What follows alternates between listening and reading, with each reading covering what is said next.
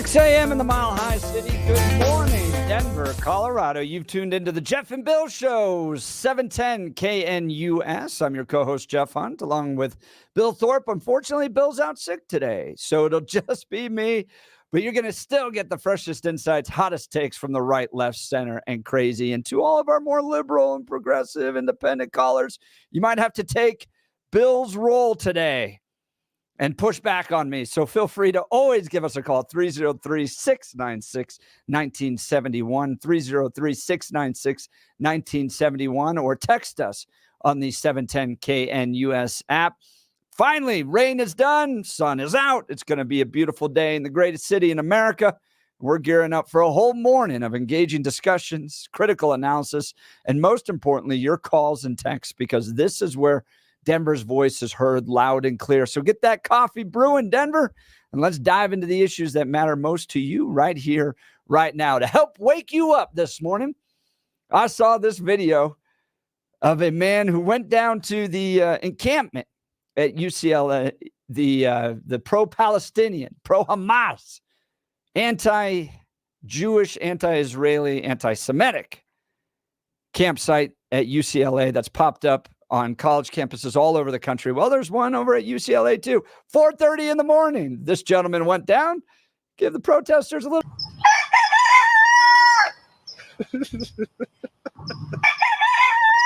Wake up, commies! Wake up! Wake up! I love it. Freedom of speech, right?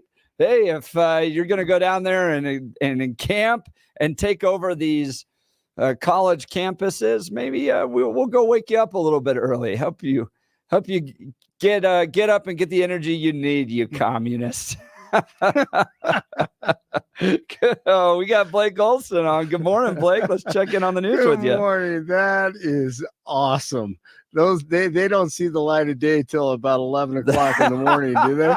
That's all. You know what I love about all that stuff? All the tents are the same colors. Yep. You know they're being funded by someone. They're Right. these REI beautiful tents and everything. Oh, that is great. The bulk tent purchases. Yeah, that's not coming from their pocketbooks. Absolutely. All right, wake up, commies. Here we go. 41 and partly cloudy in Denver, going for a high of 70 today. The 7-10 5-day forecast is coming up. Our top story, 44 people were arrested for trespassing after Hamas supporters, including students, community members, and a lot from outside, broke the camping on campus policy at Auraria campus. On Friday, the terrorist supporters gathered to show how much they hate Israel and demanded that the university divest from Israeli companies. These supporters are heavily funded by American haters like George Soros and the government of Qatar. Senate Minority Leader Mitch McConnell says the university presidents need to get control of what he called pro-Palestinian protests on campuses around the country. On Sunday at UCLA, Israeli supporters had a permit for a peaceful protest, and then Hamas supporters showed up and all hell broke loose. Even though they don't know who started the confrontation, most on campus don't like the outside influences. Even if you want to protest, I think you should be a USC student to come here and protest. I wasn't a fan of all the other random adults from the LA area coming on campus. Former National Security Advisor Robert O'Brien on with Mark Levin over the weekend. It's not about Israel policy. It's about rank anti-Semitism and hatred of Jews. And it's the oldest prejudice. And somehow that's become legitimate. That's become normalized, that it's okay to hate Jews. And there's something very wrong with our country when that's happening on our college campuses and on our streets in New York and LA. And it's heartbreaking as an American to see that. Former President Trump and Florida Governor Ron DeSantis met in Miami Sunday to discuss fundraising. Reportedly, DeSantis has agreed to support Eric Trump, on the immunity case with his father, with the Supreme Court going on right now. Presidents need immunity in this country. If they don't, their entire tenure as president is literally going to be filled in depositions and subpoenas like they've tried to do to my father for the last 8 years. We can't have this legal lawfare in this country. We need a president to actually be able to function and run the United States of America. An infant is one of 5 people killed by devastating tornadoes across 4 states over the weekend, including Oklahoma, and then just outside Omaha, Nebraska, Iowa, and North Texas. It's springtime, and we will see these storms popping up almost every day. CU Boulder was put on lockdown early Sunday morning after gunshots were reported in the area. Reportedly, they came from the parking lot near Weber Hall as police were breaking up a large party. 2 suspects were taken into custody. No injuries reported, and lockdown was lifted. The body of a young man was found in Greenwood Village Sunday morning near East Union and South Yosemite. The case is being investigated as a possible homicide. His identity has not been released. News brought to you by Lair Fireplace and Patio, Denver's premier source for everything fireplace, patio, and grills. Locally owned and operated since 1954. Online at lairfireplacepatio.com. 37 in Brighton, 38 in Englewood, and 41 in Denver. The Lakers finally beat the Nuggets over the weekend, but tonight, game 5, 8 o'clock, Denver can put the nail in the coffin against the Lakers. Avs lead the Jets 3-1 after a 5-1 victory over Winnipeg. Game 5 tomorrow in Canada. Rocks lose to the Astros 8-2 at Seattle tomorrow. Hey, it's Monday morning. Hopefully Billy will feel better soon, and it is Monday, so let's start with John Caldera's son. Best day of my life. Now, how many people do you know wake up and say, best day of my life? I love John. Perfect. Woohoo. Remember Chance. Chance is going to have a great Monday. I think we should do that every Monday. I agree. That'll get me going. I saw it up there. I said, let's play Chance this morning. He is awesome. All right, Jeff, you continue without Bill. Blake Olson, News Talk 710 KNUS. KNUS 5-day forecast is a cool one this Friday. Some brisk winds, a little shower or thunderstorm activity in the afternoon. We'll be looking at increasing light to moderate, a little bit of some heavy rain Saturday and early Sunday. Wet, heavy snow up into the higher foothills and the mountains. Temps today, mid-60s, stiff northwest winds, 10 to 30. Lows tonight, low 40s. Upper 40s to low 50s for highs Saturday. Mid to upper 50s Sunday. 60s to 70s for highs Monday into Tuesday. I'm meteorologist Mark Huer on 710 KNUS. Your KNUS 5-day forecast is a cool one this Friday. We'll be looking at increasing light to moderate, a little bit of some. It's 6 a.m., which means we're going to do the Trump trial updates. They are not in trial today, and if you're wondering why you haven't heard more about the Trump trials, it's because it's not going that well for the prosecution. Here is the update from the Washington Post. They sent out a Sunday evening Trump trials update. Last week, testimony from David Pecker, the former top National Enquirer executive and the government's first witness, consumed the bulk of the week last week. He testified that he killed potentially damaging stories about Trump around the 2016 election. Okay, not a crime. Then published articles pummeling Trump's political rivals. Okay, not a crime. He said he knew that paying subjects for their stories in coordination with a campaign and then not publishing them in order to influence election violated election laws. No, it didn't. And if it did violate election laws, the proper venue for violating election laws is the FEC. The FEC looked at this case and decided not to prosecute. This is why you're not hearing this much about the case anymore. And then they went on, Trump's former executive assistant at Trump Organization, Ronna Graff, testified Friday along with a banker for Michael Cohen, Trump's former lawyer and fixer. Graff said she maintained Trump's contact list. And get this, he had contact information for Stormy Daniels. It's in his Rolodex. Again, not a crime. It is Cohen's hush money payment to Daniels and how Trump classified his reimbursement to Cohen that is at the heart of this records falsification case. If only somewhere out there we had somebody else who utilized during a campaign research against somebody and then falsified its recordings in an FEC filing. Oh, yeah, that was Hillary Clinton. She did that on the Steele dossier. The FEC found her in violation of improperly recording payments for the Steele dossier. And what did she get? A fine. A fine. This thing is entirely trumped up. It's a waste of everybody's money. And the goal, if you don't get this, you don't get it. The goal is to put the Republican nominee for president into a cold courtroom, forced to sit there, not televised. He's not out there campaigning. He's not out there connecting with voters, but it's just not working. You probably saw the poll over the weekend. Donald Trump in swing states up 6 points against Joe Biden. 6 points against Joe Biden.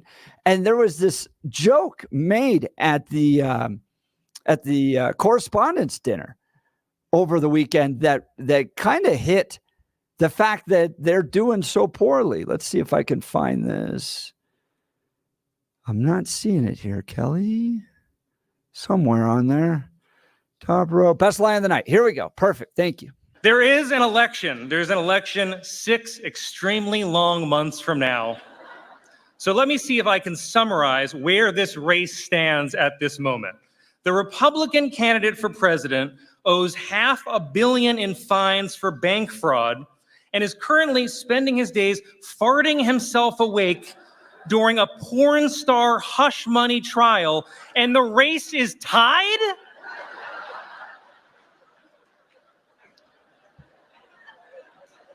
A lot of nervous The laughter race there. is tied.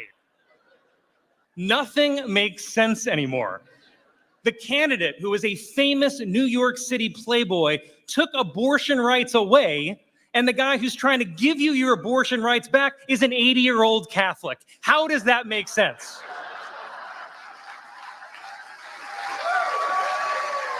I think that was the best line of the night. We're going to get into the entire Correspondent's dinner and the marriage between Democrats and the media in the 7 o'clock hour. But that nervous laughter, guys, the entire effort was supposed to take down Donald Trump, showcase how bad he is, and then win an election. Even the Huffington Post this morning is going after Republicans saying, will you support Donald Trump even if he's convicted? And they're saying, sure, because we know it's a sham trial. Everybody knows this is a sham trial. So it is, they're not getting what they want. That's why you're not seeing the media on this. No trial today.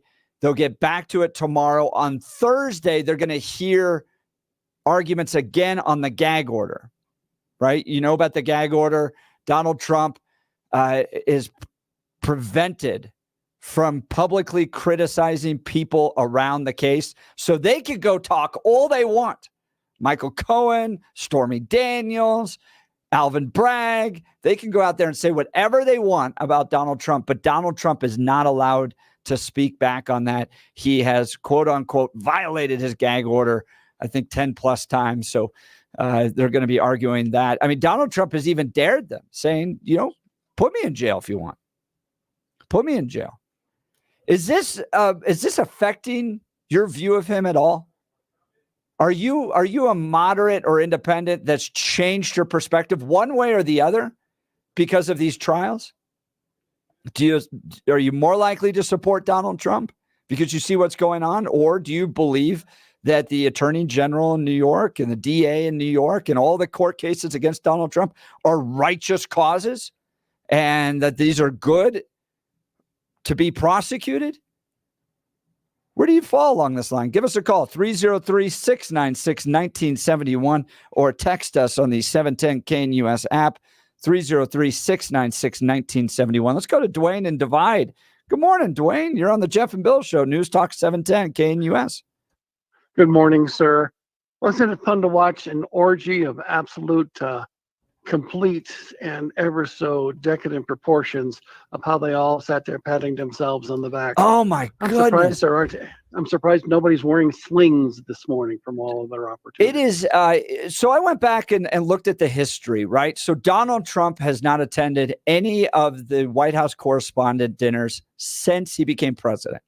He did prior to, right? You remember the Barack Obama publicly mocking him while he was there.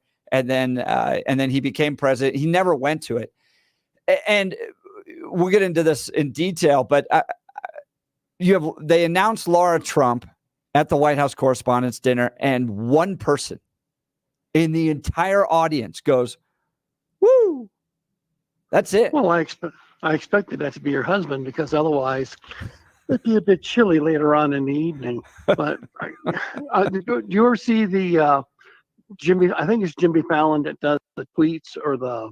Oh, Jimmy, yeah, the other one. Well, Seth Meyers, whoever it is. Yeah. Where they had Obama read about Donald Trump saying that Barack Obama, and he said, "At least I am president." That is a ringtone. Yeah. So just right. At least I am president, Donald Trump. And it's like, yes, and so's Don.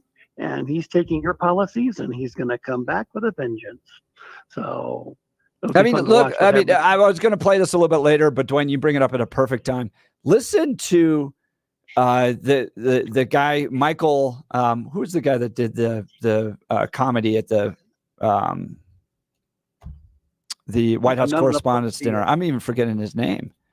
But the main speaker at the White House Correspondents' Dinner, listen to how he talks about Joe Biden. But my grandfather, a Staten Island firefighter, voted for you, Mr. President.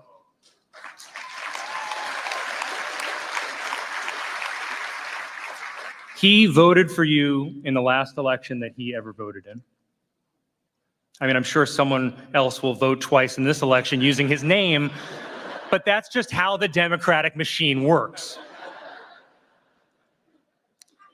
He voted for you, and the reason that he voted for you is because you're a decent man.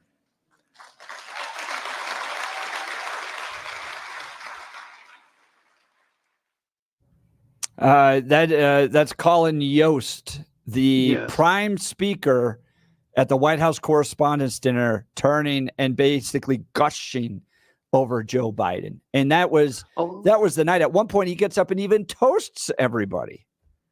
Well, he did have some jokes that fell flat, which was kind of nice for a change. But, the thing that's most important of all about all this is that he's married to Scarlett Johansson. So if there's ever a reason to get out of bed and go struggle and fight that job that you sit there and say, I've got 40 hours a week that I hate, with a woman who will not deal with me, and children who think they want me dead for the insurance money, that man is married to Scarlett Johansson. There is a reason to live, sir. Jeff, there is a reason to live to find something like that. Did you hear on a Monday? We need to step up forward and go, I could find my own Scarlett Johansson, with or without the mustache. But I mean,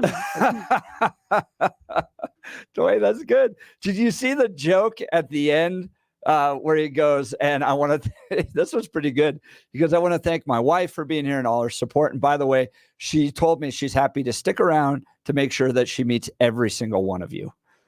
Oh, yes. Mm-hmm. Yeah, like that'd be a problem. I love the one where he sat there talking about things, and they made jokes about her little art films because she was in Black Widow, which, did absolutely nothing financially. Right. I mean, one other thing, go ahead. It wasn't as bad. You remember that one woman comedian that made jokes about Sarah Huckabee Sanders and went after her weight and all that stuff? There was a level of crassness in previous White House Correspondents' Dinner that wasn't quite there. Yes, this was absolutely a love fest. Yes, they all patted themselves on the back. Yes, they're all in it together to get Joe Biden elected, but at least it wasn't quite that bad. The nice thing about watching it for a little bit, because, I figured I might get a chance to chat about it, is that after watching it halfway through, I had to stop because I had to take my Farxiga and insulin just to get through everything because it was so artificially sweet with it all. But, as we sit there and go through all the parts and places of all these things, we need to remind ourselves we now know for sure what the other side's going to do. We know where the smearing and everything else is going to start from. And the most important thing of all this, we need to remain strong. We're not ahead. Yeah. We're fighting with we're a touchdown down with 30 seconds left to play. We've got to do the John Elway Cleveland Browns situation where it's like on the 1 yard line and it's like, quote, we've got them right where we want them. Trump has to continue doing what he's doing. This farce of a trial up in New York. Yep. And as a former New Yorker, it's like I'm hearing from friends of mine going, we're spending a lot of money here. And it's like, well, of course you are. And I said, that's why you need to be coming out here, or better yet, go to Florida. That way you can be air conditioned in the summertime with those blocks and keep your parents alive another 10 years. Did you see the video of the construction worker? And we're not going to play it. And Dwayne, I don't want you to repeat it, but what the message the man had for Joe Biden. Oh, yes. I mean, those are moments where you go, there's something unique. And this is what catches me. I worked for Mitt Romney in 2012. I worked for Rick Santorum in 2012 and 2006. I'm really sorry. Those types of Republicans, the Bush, the McCain, the Romney Republicans would dream to have that type of blue collar grassroots support. No doubt. And Donald Trump's delivering it. This is a paradigm shifting moment where you get those types of guys, where you get the people coming out in Harlem and the Bronx and cheering Donald Trump as he goes by. That's amazing. And those Republicans would have killed for that. They couldn't, and they never got it. Well, he's a hero. I mean, Donald was nothing. If somebody had lost a house somewhere, it was nothing for somebody to show up with an envelope with $10,000, $15,000 going, hey, get a hotel and everything else. I mean, it was not uncommon to hear over in Brooklyn to sit there and hear that, if somebody had a problem, that, Donald would come over and say, what do you need? He'd sit there and come in, take care of people. It's a long time process with him to be there like that. A lot of people have a hard time with him because of his brashness and everything else. But that's New York. Now, one thing we need to watch besides the construction workers, don't be surprised if we don't have a UAW strike here coming up very soon. Really? Well, because we got too much inventory on car lots and nobody's buying anything, and the prices are too high, and there's, you can't do the interest rates. You'll be very surprised not to sit there and not see a UAW strike to slow down production to get things kind of off the lot. But nobody's qualifying and returns back to banks and to the dealers with the car situations because they can't afford them anymore. Interest rates are up, food's up, and you can't make a decision to either buy the car or buy the food. So there's a lot of kickbacks coming back. So if I saw UAW strike, say, late June, just before the summertime breaks, it wouldn't surprise me to see things kind of calm down for a bit, disturb the economy a little bit further for old Uncle Bosie's cannibalistic, kid there. Well, you saw the poll that Joe Biden's over the weekend. Joe Biden's down 6 points in some swing states against Donald Trump, and this was registered voters that they polled. And Hugh Hewitt talked all about it in the program right before ours. But here's the question I have for Joe Biden supporters: what is going well? What is going so well that you're excited for him to be in office for another 4 years? Not, I don't want Donald Trump in. Give me the positives of Joe Biden on the economy, on foreign policy, on, unrest happening here in America, on our college campuses.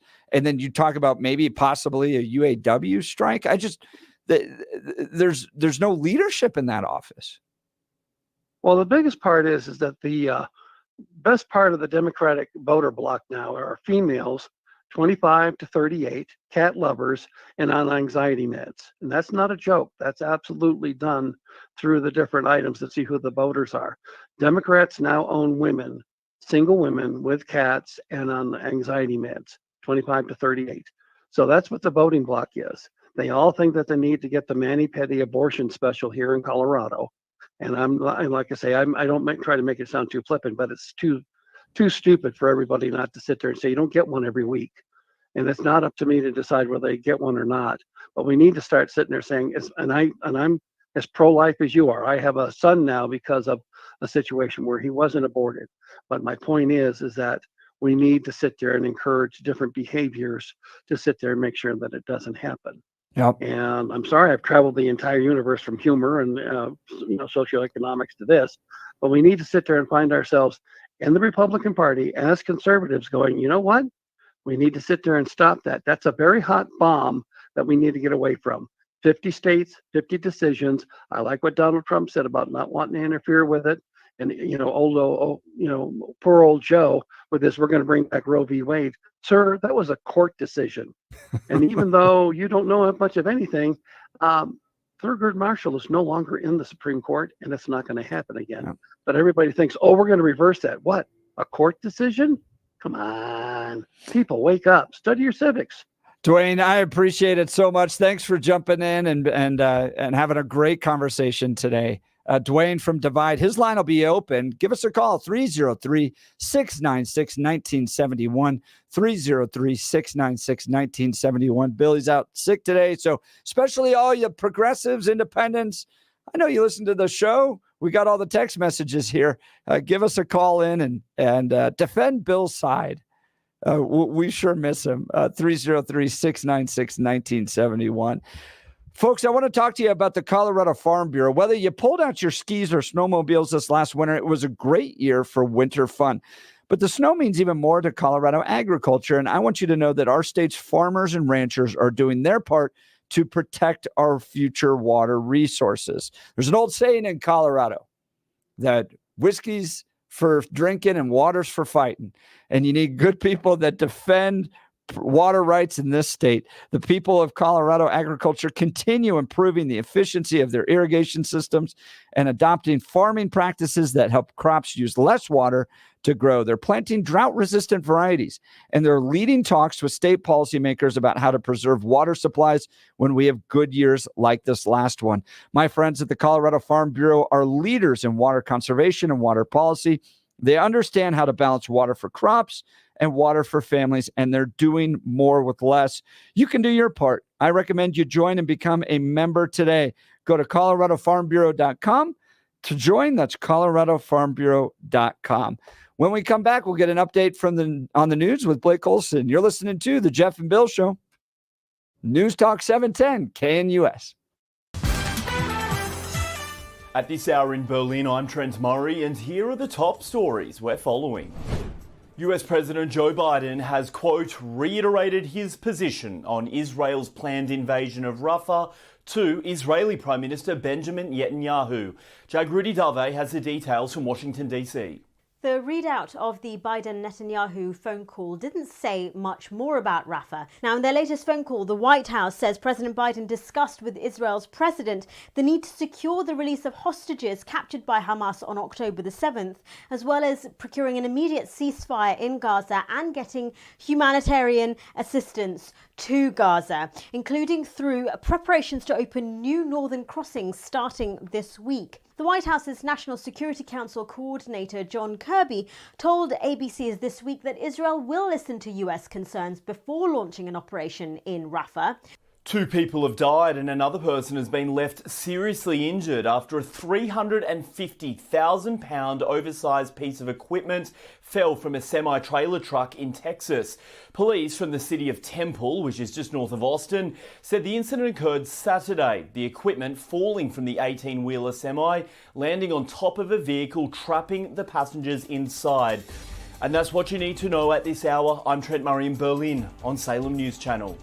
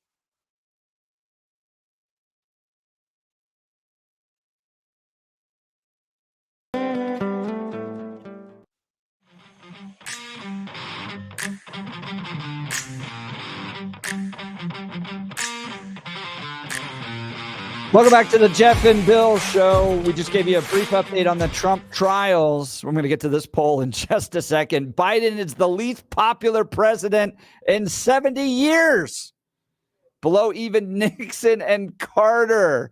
Yeah, good luck electing that guy. Let's check in on Blake Olson, see what news he's working on. Good morning, Blake. Hey, good morning, Jeff. Police in Commerce City searching for a suspect who stabbed a victim multiple times near 56th and Quebec. They have the surveillance video and hoping to get some help from the public. And a Greeley police officer conducted a traffic stop Sunday, and a struggle ensued, and there were shots fired. And once again, this comes down to not doing what the police ask you to do when you don't follow directions. And luckily and thankfully, the suspect is alive. But, just put your hands on the wheel, listen to the officers, and don't resist arrest. Yeah. So that's what happened there. You know what? Going back to that comedian he had, I don't even know who it was. Colin Yost. Okay. So here's what drives me nuts. All right. I love how 99% of them are on the left in that ballroom. Yep. Correct. Yep. Okay. So I love how they try to smooth it out and make both of them like they're equal. Well, the reason Trump is in court is because of those commies. That's number one. He's taken away abortions. That's a good thing to most people in America. Half the country agrees with that. Yep. And then they make out Biden and Trump to be like both these old guys. And once again, like you and I talked about last week, and this is what we're stuck with, 300 million people. Well, the one older guy actually has his mind. He has a plan, and he's speaking for the American people. Yep. The people are speaking. So it drives me nuts when I hear these comedians and they talk about we got this guy and this guy. We're just so screwed. I'm going to vote for, the bumper sticker that, they bring up some ridiculous name for president, whatever. But those people are clowns to me. So I get a laugh at those comedians trying to make a good point because they don't. Thank you. It's such a, there was another article, which we may get into later, in Politico about what's a new right-wing trend? What is that? Having kids. Oh, absolutely. I was just looking at that. Yeah, it is. That is a right-wing. It's a right-wing. Is that what they're calling trend. it? A right-wing yes. trend. And then they interview some people that are pushing back in what they call the monoculture in urban America. And the monoculture is you're like 25. You probably grew up in a small town. You moved to New York City or Washington, D.C. You work 80 hours a week. You don't get married. You hook up on the weekends. You rely on alcohol and pot. Like you walk with the devil. Right. And it's just not a great life. And this guy pushed back in this Politico article about this monoculture. You want to know what a monoculture is? Like a clear monoculture? That White House Correspondents' dinner. They are all the same people. Yeah, they're all the same people in that room. There's no diversity in there. There's definitely no thought diversity. Right. Absolutely. And the color of skin, it's all over the place, but the diversity of thought, you're not going to find it in that place. Gosh, and they're so proud of themselves. Here's something that really got me on that White House Correspondents' dinner. How strong let's start over. How strong Joe Biden is in getting imprisoned journalists back. Give me a break. That guy, he'll fall on his sword for a basketball player that got arrested for pot in Russia. Right. But if you're a Wall Street Journal reporter that's in prison, he hasn't done anything. Nothing. Give me a break. Absolutely. And they're just all exposed the government. Oh my gosh. So it was. That's a monoculture. We'll get into. I'm going to detail. I've got a bunch more clips we'll play in the 7 o'clock hour on that. But Blake, thanks for the update. Calls are starting to come in. How do you feel about that White House Correspondent dinner? If you watched it, give us a call 303-696-1971. 303-696-1971. Let's go to Frank in Evergreen. You're on the Jeff and Bill Show, News Talk 710 KNUS. Good morning, Frank. Well, sorry to say, but I lost my sense of humor when Democrats started crushing babies' heads. I don't blame you. It's just a really difficult time for somebody like me who's lost 3 children. And my wife wakes up crying every morning, and it's just hard to take. And that by itself is enough, but there's so many other things that are absurd. What's most absurd is that 33% of the people are still, or 39 or whatever percent of people are still going to vote for the guy being, President Poopy Pants. Yeah, Frank, let me get your take on this. Let me get your take on this real quick. New York Post reporting Biden is the least popular president in 70 years, below even Nixon and Carter. This was a Gallup poll. Joe Biden is the least popular commander-in-chief at this point in his presidency in the last 70 years, below even Richard Nixon and Jimmy Carter, according to a blistering new poll, imperiling his chances of re-election. Biden, 81, notched a dismal 38.7% job approval rating. Frank, like you just said, about 39% of people still willing to vote for the guy who thinks he's doing a good job. He's doing a good job. This is 3 points lower than the one-term George H.W. Bush had at the same point in his presidency. What's your take on that poll? Here's the deal. I mean, the really sad state of affairs is, I said this before on this show, before you came on, I said it before to the grumpy old guy on Saturday morning, that our population, our electorate they have lost their mind. People are not being educated properly. They're being indoctrinated into socialism, communism, and basically the Democratic Party has turned into the lying, cheating, stealing party and the Communist Party of America. And it's just, I don't know how we may get through this election with Trump being elected, but I still have concerns about the next election. I mean, this is, we have a 50-year fight ahead of us, and well, thankfully, I won't be here for the whole fight, but, I'm here now. Frank, you're exactly right. The biggest failure conservatives had in the last 60, 70, 80 years was allowing the left to completely dominate education. We are reaping all the whirlwinds of that decision of just going, well, I'm sure it's going to be okay. We send our kids off. Didn't really look at the curriculum, didn't look at what was being taught. And truth be told, for many years, it wasn't a big problem. But recently, it has become a huge problem. And you have massive amounts. Like, think, Frank, even if you count all the homeschool kids in Colorado, 90% of kids in Colorado are still being educated in government-run schools. 90%. Well, there is a little bit of hope. This weekend, I went to a Catholic high school play. Yeah. And there was no wokeness in it whatsoever. So anyway, I guess the bottom line is there's a little bit of hope, but it's going to take time, and it's going to take continuous pressure, continuous effort. People, I listen to Billy, and he reminds me of, he seems like a really nice fella, and I'm sorry he's sick. I hope he gets well soon. I listen to Billy, and he reminds me of why I stopped listening to NPR 20 years ago. Because when NPR said something 20 years ago, I listened to them for a long time. And then I finally came to the realization that every time they spoke, every time somebody said something, I would take the opposite, and that would be the truth. And that's what's happened to our media. I listen to the media, with the exception of Fox for the most part, Fox has issues too. You listen to what they say and basically take the opposite, and that's the truth. I mean, look, when progressives get control, Frank, they ruin things. So progressives have total control of the state of Colorado.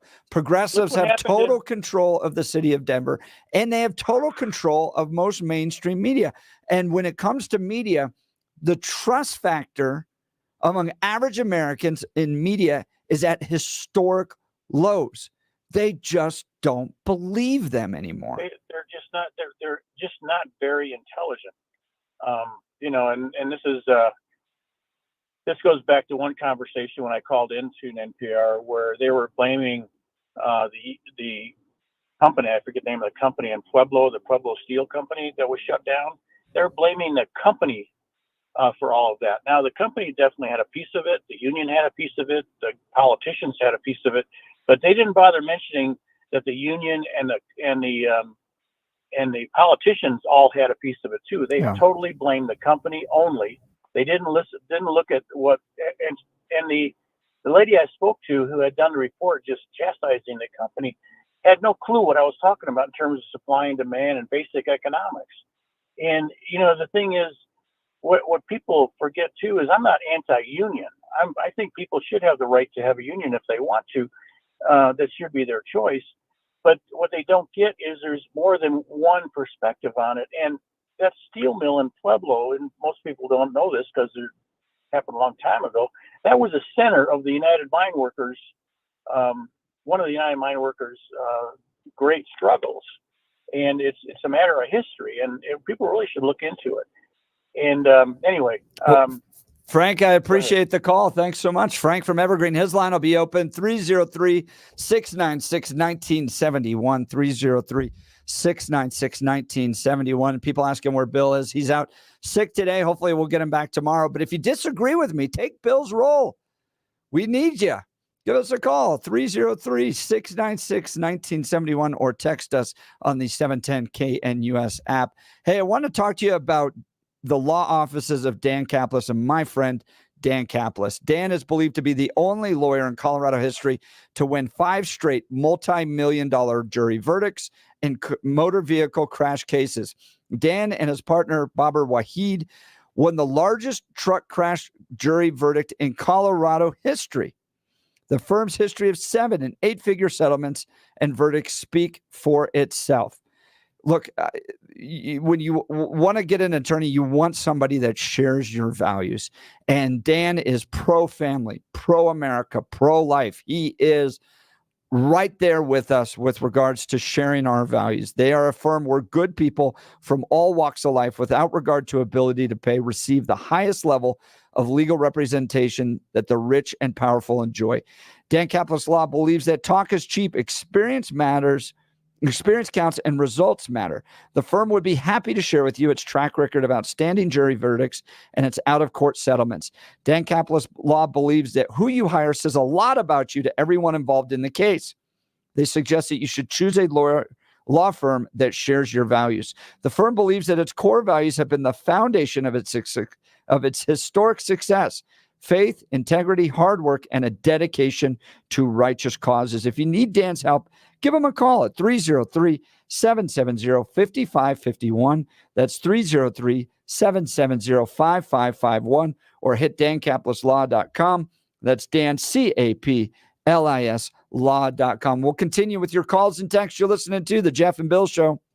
News Talk 710, KNUS.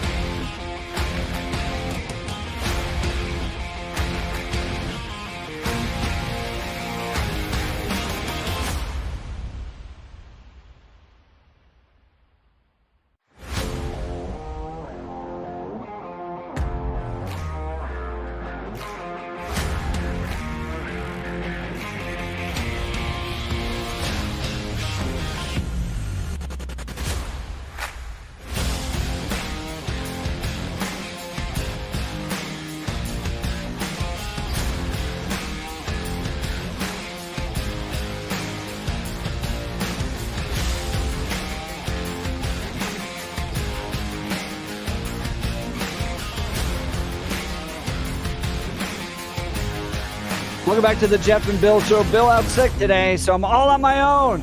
And the liberals on the text message thread wondering where Bill is. You got to call and take on his role.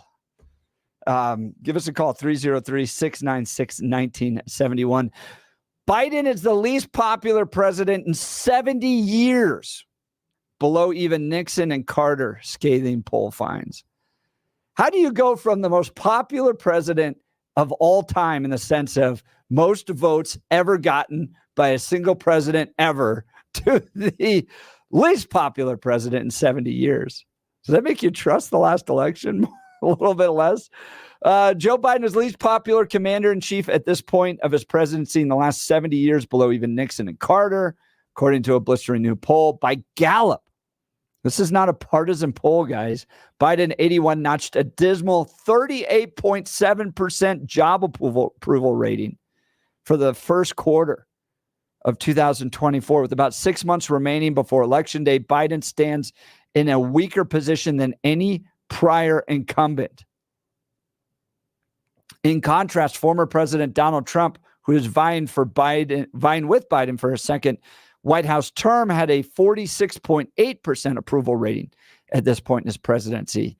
Even in Nixon and Carter had higher ratings than Biden, with 53.7 and 47.7% respectively.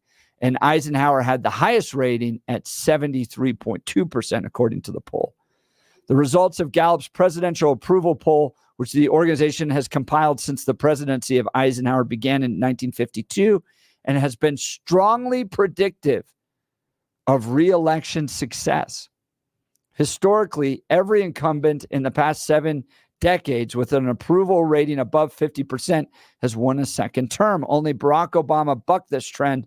His 2012 victory came despite a middling 46% approval 6 months ahead of this year's general election.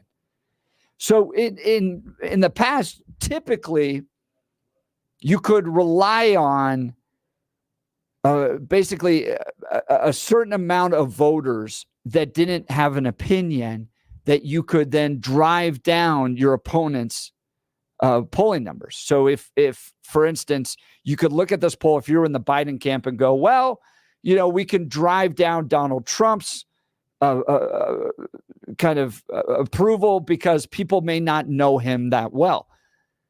Not in this case. Guys, in this case, you've literally...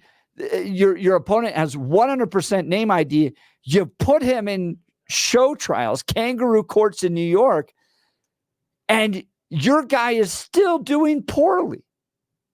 This is really not good for Joe Biden. I hate to do this early in the morning. You know what? I'll wait till the next hour. Kamala Harris addressing her laugh on the Drew Barrymore show, kind of acknowledging that it might not be appealing to people, but hey, it has history to her, so you're not going to want to miss that. We're also going to get into a deep dive on the White House Correspondents' dinner. I've got numerous clips from that night. And my question to you all, do you just trust the media anymore? Here you have a room full of people all cheering each other, toasting each other, and gearing up to take down Donald Trump. That's what the White House Correspondents' dinner was all about. They are getting ready. And Joe Biden even said that himself. We need to go after Donald Trump. What is happening with our media in this country? I sure hope we have a correction in the next election. All right, you're listening to the Jeff and Bill Show. Bill's out today, not feeling well. Be sure to pray for a quick recovery and get him back. But we got a few more hours diving into all this stuff. We'll get into Kristi Noem in the 8 o'clock hour, and wolf killings continue in the 9 o'clock. You're listening to the Jeff and Bill Show, News Talk 710 KNUS.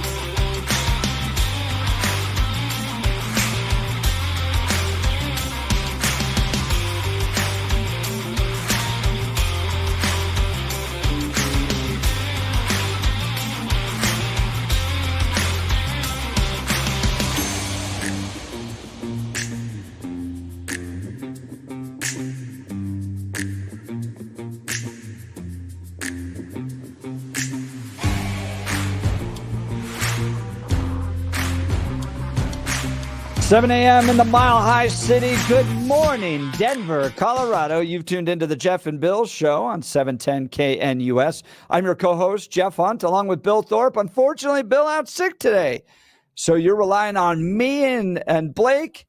But if you are, if you typically agree with Billy's takes, you got to call in and defend his side. 303-696-1971. We're bringing you the freshest insights, hottest takes from the right, left, center, sometimes crazy.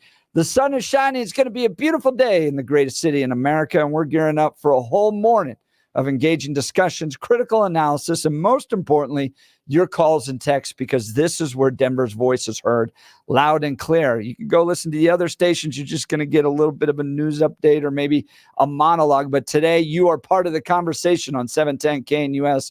So text us on the 710 KNUS app or give us a call, 303-696-1971. Grab your coffee, Denver, and let's dive into the issues that matter most to you right here, right now. Let's check in on the news with Blake Olson. Good morning, Blake. Hey, good morning, Jeff. Or we can give him Billy's cell phone number. Yeah. Here it is. You can call him right now at just 303-696-1971. That's right. 43 and mostly sunny in Denver. We may get up to 70 today. The 710 5-day forecast is coming up. Our top story, CU Boulder was put on lockdown early Sunday morning after gunshots were reported in the area. Reportedly, it came from the parking lot near Weber Hall as police were breaking up a large party. 2 suspects were taken in to custody. No injuries were reported, and the lockdown was lifted. The body of a young man was found in Greenwood Village on Sunday morning near East Union and South Yosemite. The case is being investigated as a possible homicide. His identity has not been released. Police in Commerce City searching for a suspect who stabbed a victim multiple times near 56th and Quebec. The victim is expected to survive. Police have identified the black male wearing a red coat in a surveillance video as the person of interest. Anyone who recognizes him, please contact Commerce City Police. A Greeley police officer conducted a traffic stop Sunday, and a struggle ensued with 23-year-old Giovanni Pacheco. Shots were fired. Pacheco was taken to the hospital with minor injuries and booked. No other details reported. An unnamed Hamas official says that terrorists have no major issues with a proposal that could result in freeing the remaining 133 hostages being held captive in Gaza. Secretary of State Antony Blinken meeting with negotiators from Egypt and Qatar today. Senate Minority Leader Mitch McConnell says university presidents need to get control of what he called pro-Palestinian protests on campuses around the country. On Sunday at UCLA, Israeli supporters had a permit for a peaceful protest. Then Hamas supporters showed up and broke loose. Leland Vittert from News Nation on this subject. Okay, so this is the faculty too. The faculty of these schools is giving kids time off to protest. At Columbia, they're obviously not throwing any of these kids off campus. So to just say, oh, this is just kids. No, this is willful aiding and embedding their behavior. And that is a different level, I think, than we've seen before. Oh, man. Dude, that gets me so fired up. Same here. This is when people make the critique that today's schools are not about teaching reading, writing, arithmetic, but instead indoctrination into making little, leftist social activists. Exactly. And you give them time off from school to go protest, and not just a legitimate protest. This is just pure Jew hatred protesting, anti-Semitic protesting. Yeah, what a bunch of Why send your kids to these schools? It's Send them to sickening. Hillsdale, man. I agree. There are 2 other. You know what? I think Jordan Peterson has one also in Austin now. University of Austin, I believe. I didn't even realize that, but they are popping up. Other, Hillsdale-like universities. Yeah. So that may be the good thing, the free market. Right. Florida Governor Ron DeSantis isn't having any of that. There's no doubt about that. And former President Trump and DeSantis met in Miami Sunday to discuss fundraising. Reportedly, DeSantis has agreed to support Trump. Eric Trump on President Joe Biden. And they know that this guy doesn't stand a chance. No one believes him. The world, Maria, is embarrassed by this man. And so what did they do? They used legal lawfare. It came out the other day that Biden directed the FBI raid on my father's home. Obviously, they want to torture my father, but no one is believing it. He was on Fox News over the weekend. An infant is one of 5 people killed by devastating tornadoes across 4 states, including Oklahoma, Nebraska, just outside of Omaha, and Iowa and North Texas. It's 39 in North Glen, 40 in Littleton, and 43 in Denver. The Lakers finally beat the Nuggets over the weekend, but tonight, Game 5 at 8 o'clock, Denver can end all that craziness and wrap up the opening round series. The crowd will send the Avalanche back to Winnipeg in the whiteout with a 3-1 series lead after a 4-goal win in Game 4. The Avalanche over the Winnipeg Jets, 5-1, Game 5 tomorrow night in Canada. Quarterback Bo Nix drafted first round by the Broncos on Thursday. Jonah Ellis over the weekend, outside linebacker Utah, wide receiver Troy Franklin, corner Chris Abrams-Drain, running back Audric Estime, and wide receiver Devon Vele and Nick Gargulio, a guard drafted over the weekend by the Broncos. Rockies lose to the Astros 8-2 at Seattle tomorrow. All right, Jeff continues without Billy as he tries to get healthy. Blake Olson, News Talk 710 KNUS. Want to take your favorite radio station wherever you go? Now, there's an app for that. No matter where you are, stream your favorite shows. Tap the app to listen to podcasts, text message your favorite local hosts, call the show, get the latest headlines, and enter contests to win prizes. All in the palm of your hand. Available now for iOS and Android devices in the App Store or Google Play. And best of all, it's free. Download today.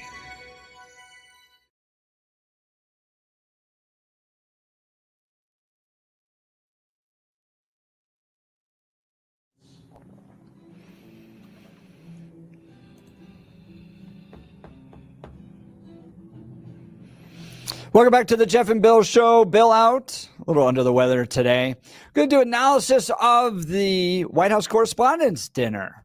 If you missed it over the weekend, I watched it, so you didn't have to.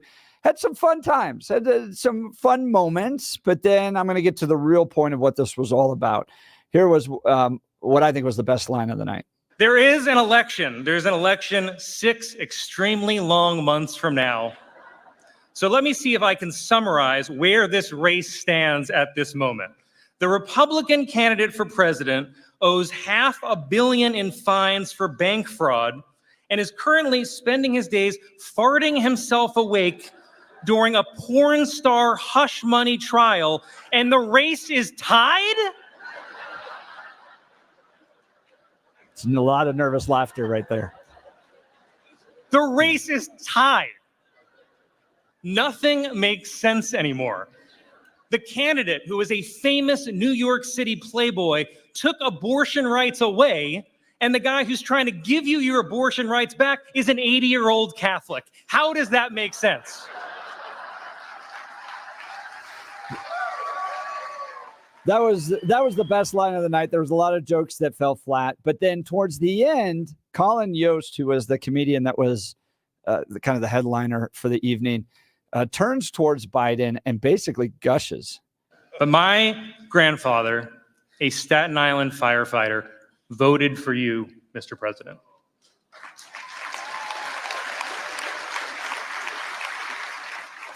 He voted for you in the last election that he ever voted in. I mean, I'm sure someone else will vote twice in this election using his name, but that's just how the Democratic machine works. He voted for you, and the reason that he voted for you is because you're a decent man.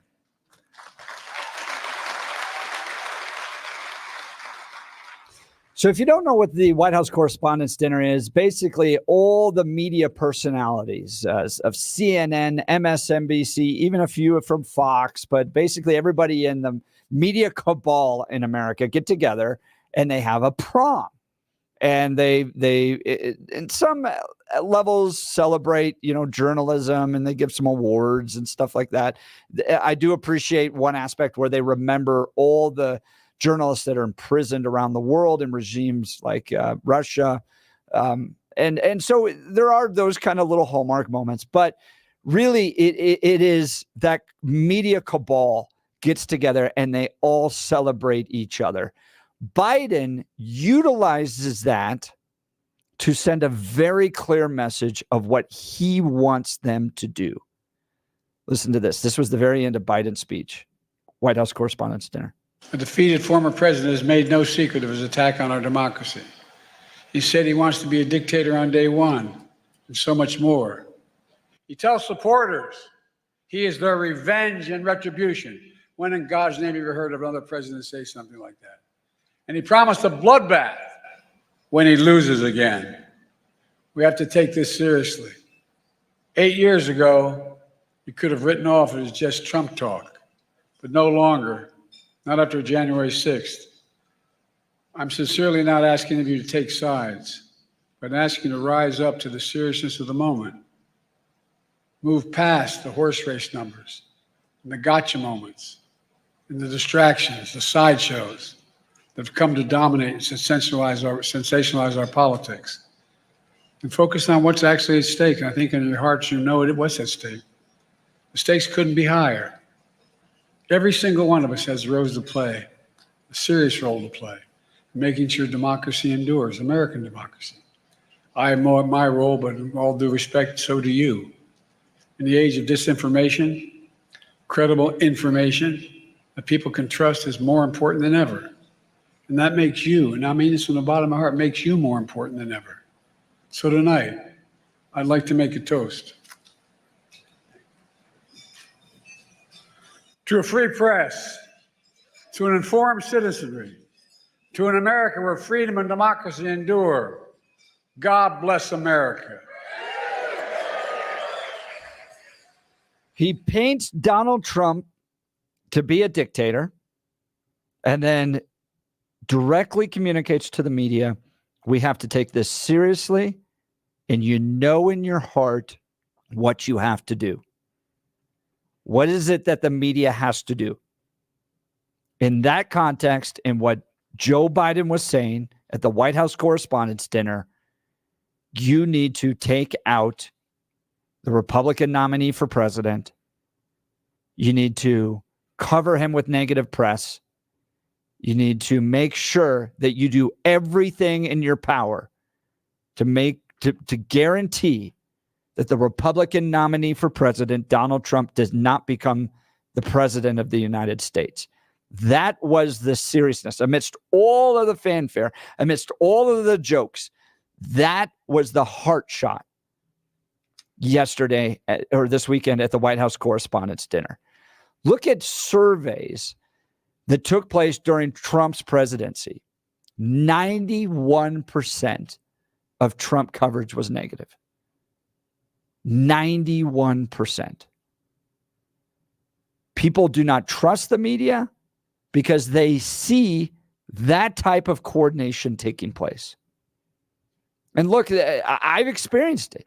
When we hosted the Western Conservative Summit, where media would either omit the good things that we did, just totally miss it, focus on bizarre little things that happened, outright lie about what happened at our event, or slander us.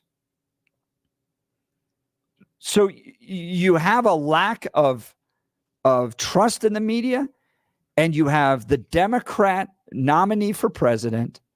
Yeah, no one is opposed to the toast he made at the very end to the free press, painting his opponent as a communist dictator, and then telling them we have to take this seriously, and you know in your heart what you have to do.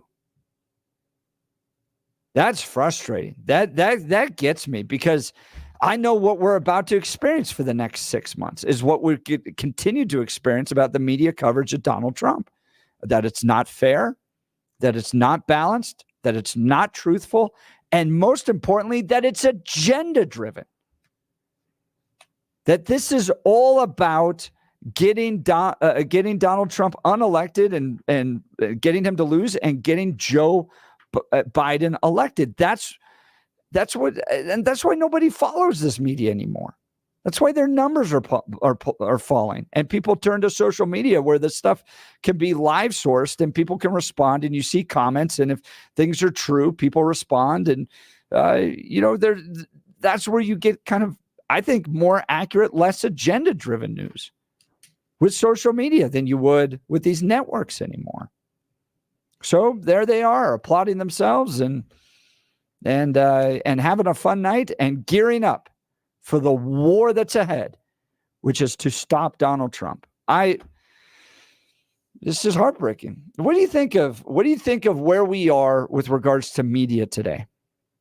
303-696-1971, 303-696-1971, or text us on the 710 KNUS app. I think the biggest heartbreak that I have had overall this, especially with regards to local media, is what happened with Channel 9. I used to love Channel 9. Adele Arakawa, I thought it was the best news program in Denver to watch. And now I don't even turn it on, almost as a protest vote, because of what I've had to deal with over and over again, particularly from Kyle Clark, where he mischaracterized bills I was fighting on down at the Capitol. He's absolutely mischaracterized me on numerous occasions. He's mischaracterized those around me, engaged in what I think is direct slander, where he elevates some component of something that was said and downplays everything else. So I don't trust the media anymore. I don't trust the media. It's heartbreaking. So I don't know. Blake, are you there? Yeah. Well, yeah, I want to know how does this comedian know that Joe Biden is a decent man? How does he know? Because he listens to NPR. Yeah. This is one of the slimiest creatures in the swamp of all time.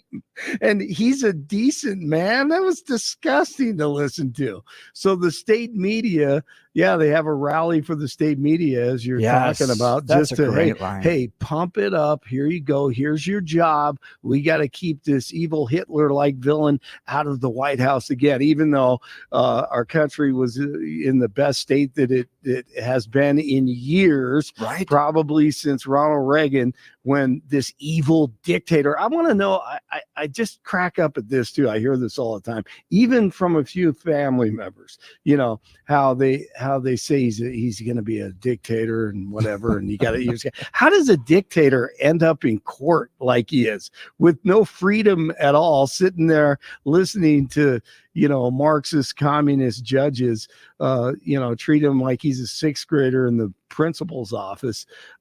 Dictators usually don't go to court like that. So this, that was pretty hilarious. Dictators when I heard, don't go to court. Here's a good text message, 4528. I don't think you can trust the media at all. Very few media people, they report what the Democrats want you to hear. They never report the truth. I had a fascinating conversation, brilliant guy, the other day, and he said, we generally refer to the media as the fourth estate, and that's important because they play a check on power in this country, and they have absolutely abdicated their job when it comes to Joe Biden. Mm-hmm. They're just not, Mr. President, what's your favorite type of ice cream? Right. What did you do today after 4:30 p.m.? No, nothing. No real There's challenge. No vetting so whatsoever. This guy hates Trump, but he goes, you know what? Our country is better when we have a media that holds our government accountable. And so I would rather have Donald Trump in power, even if I don't like them, because at least the media is holding our government accountable. Under Joe Biden, they don't do anything. They get together in a big ballroom. They all toast each other about how great, each other's characters are. I don't want a media that does that. It's gross. It's this kind of falling all over each other to applaud each other. And look, I was kind of more of a mainstream Republican for I was always kind of grassrootsy, but I didn't necessarily believe in the uniparty or a deep state, that type of stuff. You thought it was conspiracy stuff? A little bit. And now I sit there and I watch all these guys over and over again. And I'm just like, they're all in it together. No, they are. I mean, you can look locally and you see what what a guy that I think you used to work for, Buck. I mean, this is a great example of it. It's frightening. Almost all of them. I mean, they go there and it's just ruined. I mean, they become compromised or whatever. We know how much money they make from lobbyists, but it's frightening. And when you look at it, an outsider is the only way that we can change it. And that's what Trump did in 2016. And we saw it firsthand. Yep. I mean, there weren't any wars. The cities were safer, cleaner. The border was for the most part closed. The southern border. I mean, it's disgusting. I mean, you drive around cities now, and you see graffiti in places that you never would have seen before. Just little things like that. And that's crazy. That's what happened. I mean, my goodness, you see the homeless people walking around. I mean, it's bad. It is. And it's not just in cities. It's in, medium-sized markets and places that you wouldn't think you'd see it, like Salt Lake City, Utah. I mean, I never thought I'd see that in those places. Speaking of media, I'm going to play this in just a second. Kamala Harris joined Drew Barrymore on her show, and Drew was got to be like, it was even awkward for Kamala because Drew sat so close to her. It's like this. It's this bizarre. Yeah. They have this couch. They have this big couch, and she sat like almost on her lap, and then she's like leaning towards her, almost right in her face, gushing. You're not going to want to miss this. You gotta stick around for this. All right, I'll stick around. I got to share something truly special to share with you. Ever dreamt of effortlessly transforming your home into a haven of organization and efficiency? Well, listen up, because I've got just the solution for you. Roll them out shelves. Let me paint you a picture of my recent experience with Joyce and Brent from Roll them out shelves. It was like having family walk through my door. Seriously. These folks aren't just professionals. They're meticulous, caring, and so personable. Working with them felt like having my mom and brother right there beside me. Kind, considerate, and always making sure everything was just right. And let me tell you, their attention to detail is unparalleled. They measured every nook and cranny, asked all the right questions, and ensured that every shelf and drawer was tailor-made to fit my needs perfectly. The result? Say goodbye to chaos and hello to beautifully organized shelves showcasing all my essentials. But here's the best part. You don't have to break the bank for this transformation. For less than $1,000, you can embark on your very own home makeover journey with Roll 'em Out shelves. And let me assure you, these shelves are built to last, crafted from sturdy Baltic birch built right here in Colorado and backed by a lifetime guarantee. You can trust that your space will stay organized for years to come. So what are you waiting for? Give Joyce and Brent, the dynamic duo behind Roll 'em Out Shelves, a call today at 303-475-9601 or visit their website at rollemoutshelves.com for your free in-home estimate. Trust me, folks, the process is a breeze and you'll never look back. And don't forget to tell them Jeff sent you. Go to rollemoutshelves.com. All right, when we come back, this media love affair with the Biden-Harris campaign continues. You're listening to the Jeff and Bill Show, News Talk 710 KNUS. Your KNUS 5-day forecast is a cool one this Friday. Some brisk winds, a little shower or thunderstorm activity in the afternoon. At this hour in Berlin, I'm Trent Murray, and here are the top stories we're following. 2 people have died and another person has been left seriously injured after a £350,000 oversized piece of equipment fell from a semi-trailer truck in Texas. Police from the city of Temple, which is just north of Austin, said the incident occurred Saturday, the equipment falling from the 18-wheeler semi, landing on top of a vehicle, trapping the passengers inside. Authorities haven't specified what the equipment was. An investigation is now underway. Under a first-in-the-nation law, it is now illegal to sell weight loss and muscle-building supplements to minors in New York. In New York City, Haley Bianco reports. Experts say loose federal regulation of dietary supplements have put kids at risk of consuming steroids and heavy metals. The U.S. Food and Drug Administration oversees the market, but it doesn't test products before they're sold. New York's law allows businesses to be fined for selling diet pills or supplements that promote themselves as helping build muscle or burn fat to children. Protein supplements and shakes are exempt unless they contain another weight loss or muscle building ingredient. In Colorado, a law ending the sale of diet pills to minors goes into effect in July. And that's what you need to know at this hour. I'm Trent Murray in Berlin on Salem News Channel.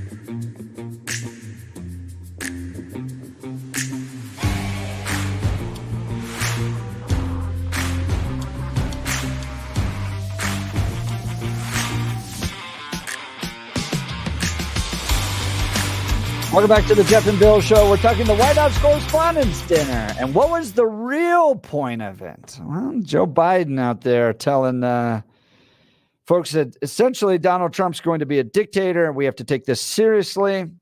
And you know what you have to do in your heart. Yeah, some good text messages here. I don't know how these media people can live with themselves knowing they don't believe half of what they're speaking. I'm sure they have morals and values. I believe they're doing it for the paycheck. They can't believe all the hate that they're spewing. And then in the end, they will be asking for forgiveness from the good Lord above.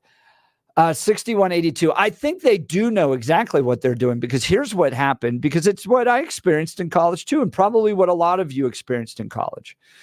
You started to buy into this idea that there were systemic problems in this country, systemic problems rooted in injustice of oppressors versus oppressed, and that it was your duty to not just go into the world and make a paycheck and get some money going, but to go out there and right these wrongs, step up. So you going as a journalist, you were going to make a difference. Look at Kyle Clark's Twitter feed. He's raising money in many cases for local nonprofits, which I think is a fine thing. But I think he carries that sense of justice into his reporting. And it's not always motivated by being balanced and honest. It's about achieving some type of moral end that he agrees with. And so that's why you get this type of very biased reporting. I would get these text messages all the time from candidates going, what is going on? I wouldn't even go on Channel 9 anymore, because it seems like I'm facing not just my opponent in the debate, but, my opponent's, attack dogs. And so it didn't feel like you're being treated fairly or equally. And so a lot of them just stopped going on the program, because it would be kind of gotcha journalism, slanderous journalism, to some type of end. And that end was based in whatever type of moral values that reporter has. So in many cases, I think that's exactly what they're doing. Another text message, 7061. I wonder how those protesters receive student debt relief from the government that they are protesting against. Think about, this was one idea that was posed towards these student protesters, was that, if you get busted, because this isn't just a protest, guys. This is anti-Semitic hatred, calling for the death of a certain type of people, class of people, a race of people. And, if you got caught for that, you should lose your student loan forgiveness. That would stop. But think about these students. Somebody's paying for them to protest. Somebody's paying for them to go to college. Somebody's probably paying for their room and board. These are just like the lowest denominator in our culture. And we're allowing them to get degrees to go out there and then, not be probably successful in their careers. And we're going to end up having to subsidize them later in life. I mean, they're total losers in just about every capacity. By the way, this was somebody waking them up at 4:30 in the morning. UCLA protesters. Some guy went out there and played this audio.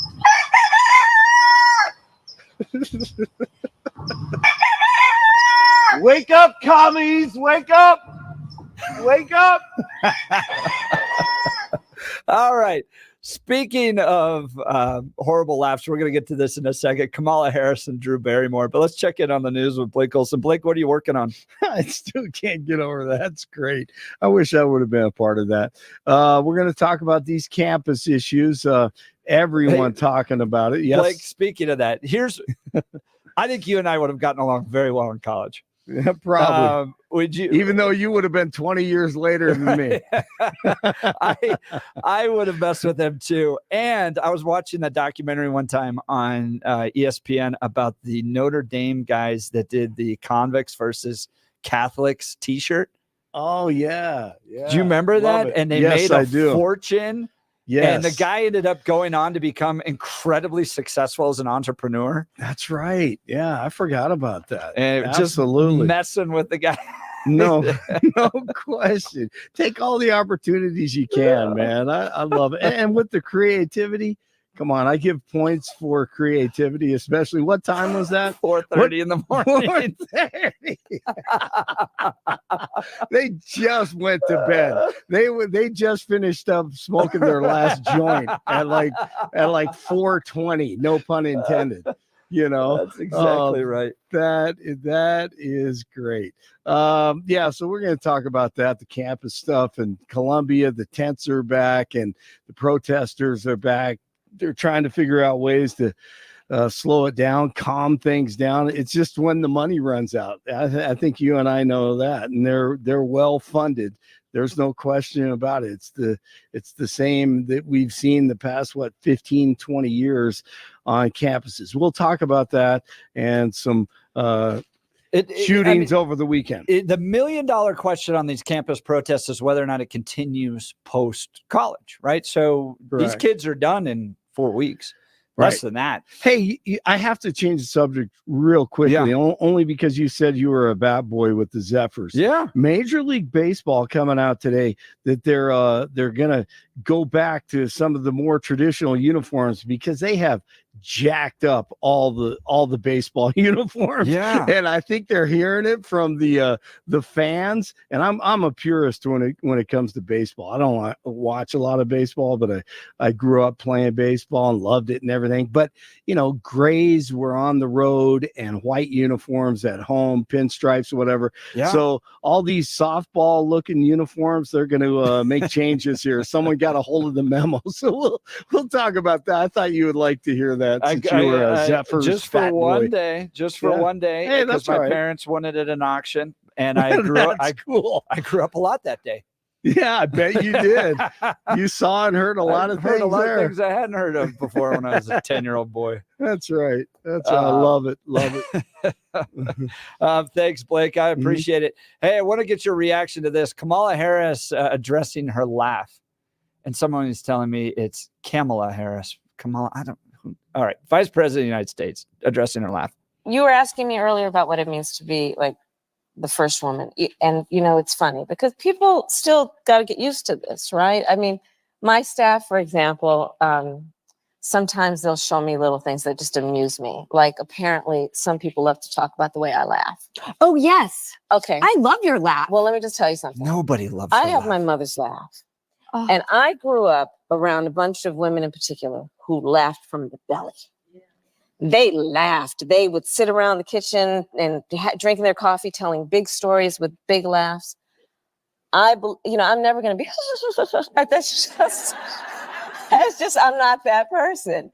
And I think it's really important for us to remind each other and our younger ones, don't be confined to other people's perception about what this looks like and how you should act in order to be, right? It's really important. It's important. I love your laugh, and I love that message. I can't get over the moral. Everything is a moralizing. She has a horrible laugh, this cackle. And, somehow you're oppressing women because you don't like the laugh. Oh, my goodness. Blake, I got a question for you. Do you think comedy's gone? Late night comedy? Do you think that's done? Absolutely. You have to tell. I was listening to George Carlin last night just because I need to do it like every 6 months. But when truth leaves comedy, then it's not funny anymore. So, the stuff you played earlier, there's really no truth to it. And there has to be right at that edge where you're going, oh, man, it's it's true, but it's funny, but it isn't. But the audience determines that. Yeah, comedy is, for the most part, dead. But it is coming back, though. I heard Seinfeld talking about it over the weekend. That's exactly right. That's what I'm going to play. Here you go. Here's Jerry Seinfeld on what happened to comedy. It used to be you would go home at the end of the day. Most people would go, oh, Cheers is on. Oh, MASH is on. Oh, Mary Tyler Moore is on. All in the Family's on.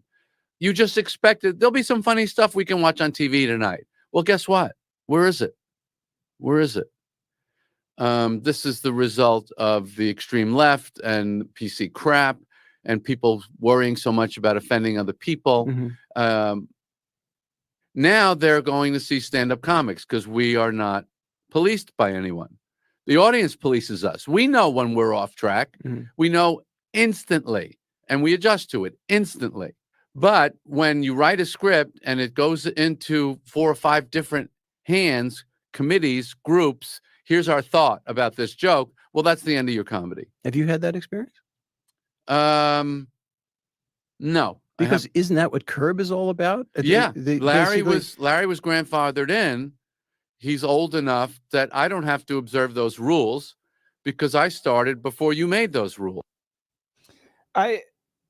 Blake, I don't think my kids, have any sense who Jimmy Fallon is anymore. Any sense of who Steve Carell or Steve Colbert is anymore. That whole late night genre, I think, is on its way out, mostly because there's so many other things to choose from.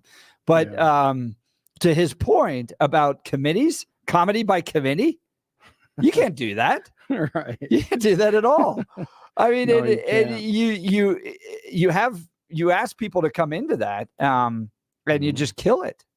But also to his point, the stand-up, it seems to really be on fire right now. Gosh, why am I forgetting his name? The guy from Boston. I'm thinking Bill Burr. Bill Burr, that's right. Bill Burr. I mean, playing Red Rocks recently. These guys can pull in there because it's like the last place where you can really laugh and have fun, and they're not going to be PC. Right. Yeah. I don't think you go to a comedy show to hear PC stuff. Right. I mean, now you weren't even born when Red Fox was going. No. I mean, these guys like Don Rickles. Oh my, and Richard Pryor. They went after everyone, and everyone knew it. We'd go outside our front yard and we'd play it on the cassette recorder, all the neighbors, because they would just crush everybody. It didn't matter white, black, brown. It didn't matter poor, rich, middle class, right. Catholics, Lutherans, whatever. LDS. I mean, they just hit everybody, and everyone laughed about it, and that's what comedy was. Here's what I found in life: people that are comfortable with themselves and comfortable with their truth and truth, and believing that their lives are kind of centered in truth, can absolutely laugh at themselves. No question. It's people that are uncomfortable with their lives that feel like it's an attack. It's an attack on who we are. Yes. Yeah, and Kamala or whatever her name is, Kamala, or I don't know, but she, she would have been well served if she went on there and said and laughed at her laugh, like, yeah, it's ridiculous. Right. I probably have a ridiculous laugh, but it's your laugh, So I agree with you. You have to laugh at yourself, and that's most important. But it has crushed comedy. I was listening to Vice President Harris, and the constant moralizing that somehow a critique of her laugh is a critique on her mother and womanhood and all this stuff. And you're like, give me a break. Yes. Jeez. Yes. Have some fun. I even bring back Joan Rivers. Yes, that's right. Like when Colin Yost was poking fun at Trump on some of his stuff, you laugh at it. It's kind of funny. No doubt. Guy who wakes himself up with farts and a cold.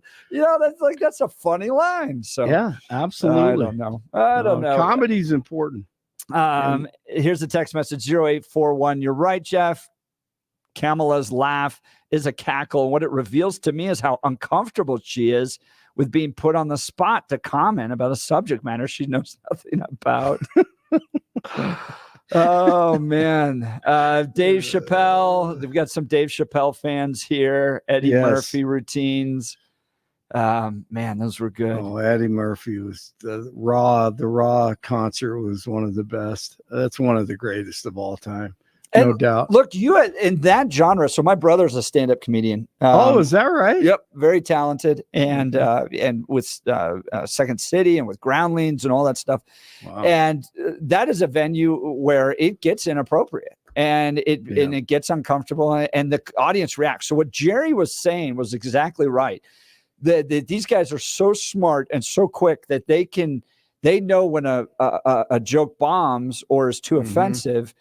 And they'll reel it back, because the point isn't just to be, you don't want to be so off-putting that people leave and aren't entertained or that type of thing. But sure. But yeah, people just, those sitcoms, I was thinking the other day, we don't watch those as a family anymore. There's no real family sitcoms anybody watches. And that's partially because of all the streaming and kids watching YouTube and Mr. Beast and all that stuff. You don't know, if you don't know who Mr. Beast is, you don't know who the next, Johnny Carson is. I mean, he's the guy that is huge on YouTube right now. Absolutely. My kids watch him and a few others. And I'm just like, really?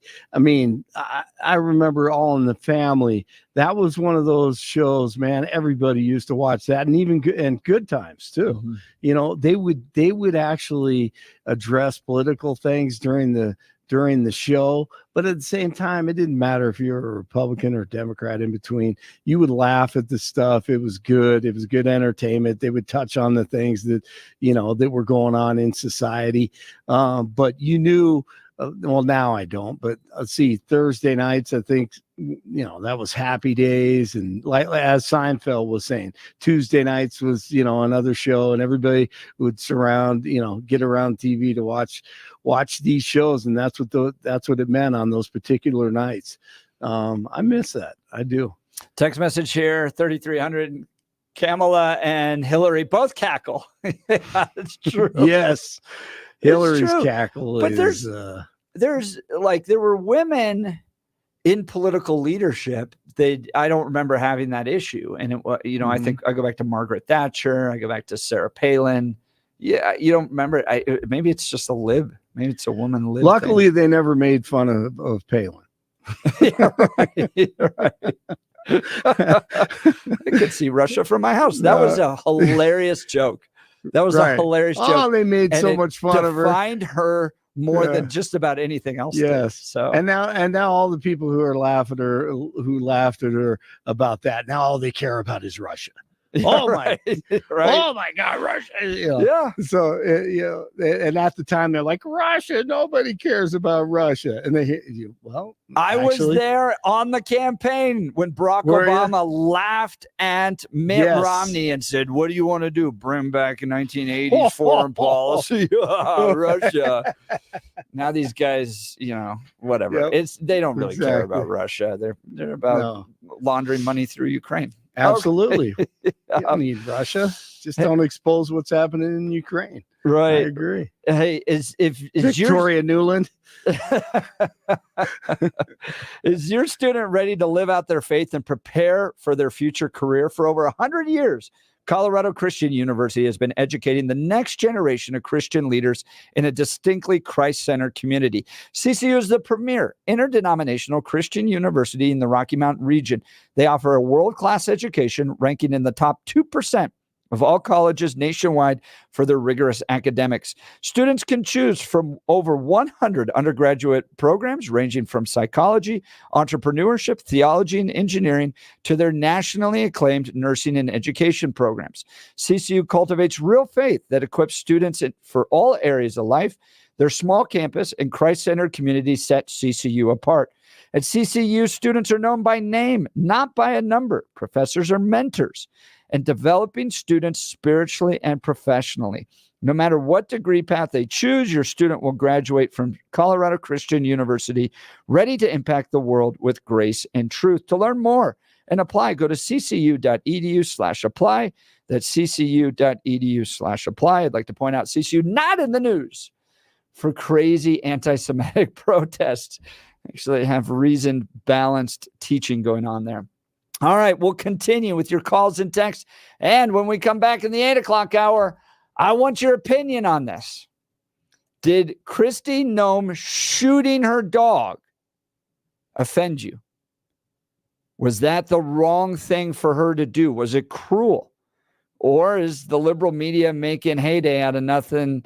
This is what ranchers have to do all the time. We're going to get into all of that and more. You're listening to the Jeff and Bill Show, News Talk 710 KNUS.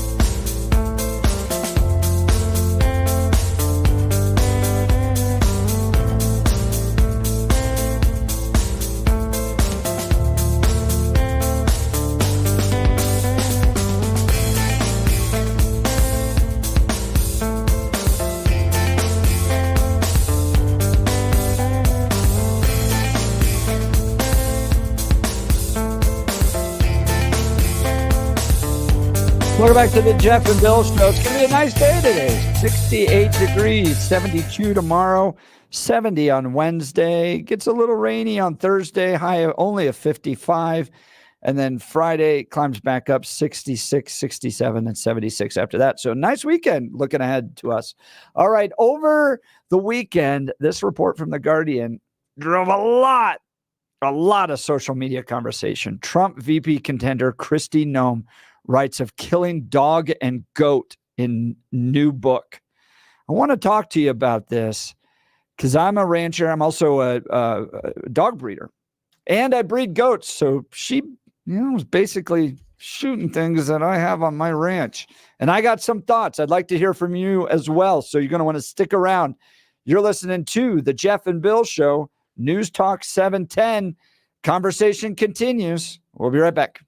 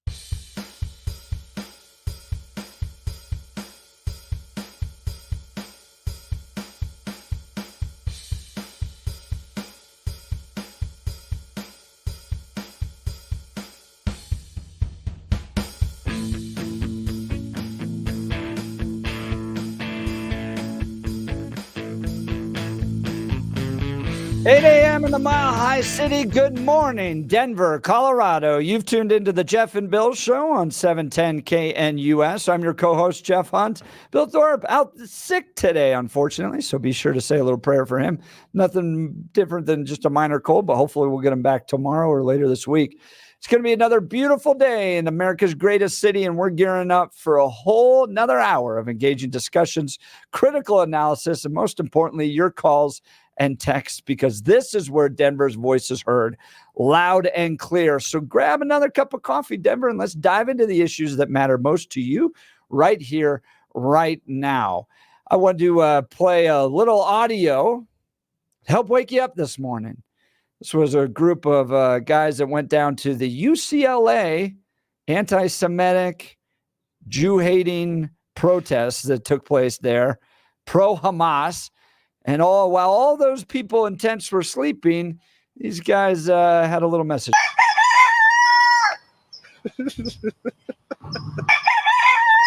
Wake up, commies! Wake up! Wake up! Kelly, we've got to use that. Wake up, commies! Wake up for our audio moving forward. Oh, man, that is so good. I would like that as my ringtone. Wake up, commies! Wake up! That's what we do here. All right. Good morning, Blake. Also, let's check in on the news with you. Yeah, that needs to be an open at 6 o'clock. I agree with you. Billy's going to love that one. 47 and mostly sunny in Denver, going for a high of 70 today. The 7-10 5-day forecast is coming up. Our top story, an unnamed Hamas official says that terrorists have no major issue with a proposal that could result in freeing the remaining 133 hostages being held captive in Gaza. Secretary of State Antony Blinken meeting with negotiators from Egypt and Qatar today.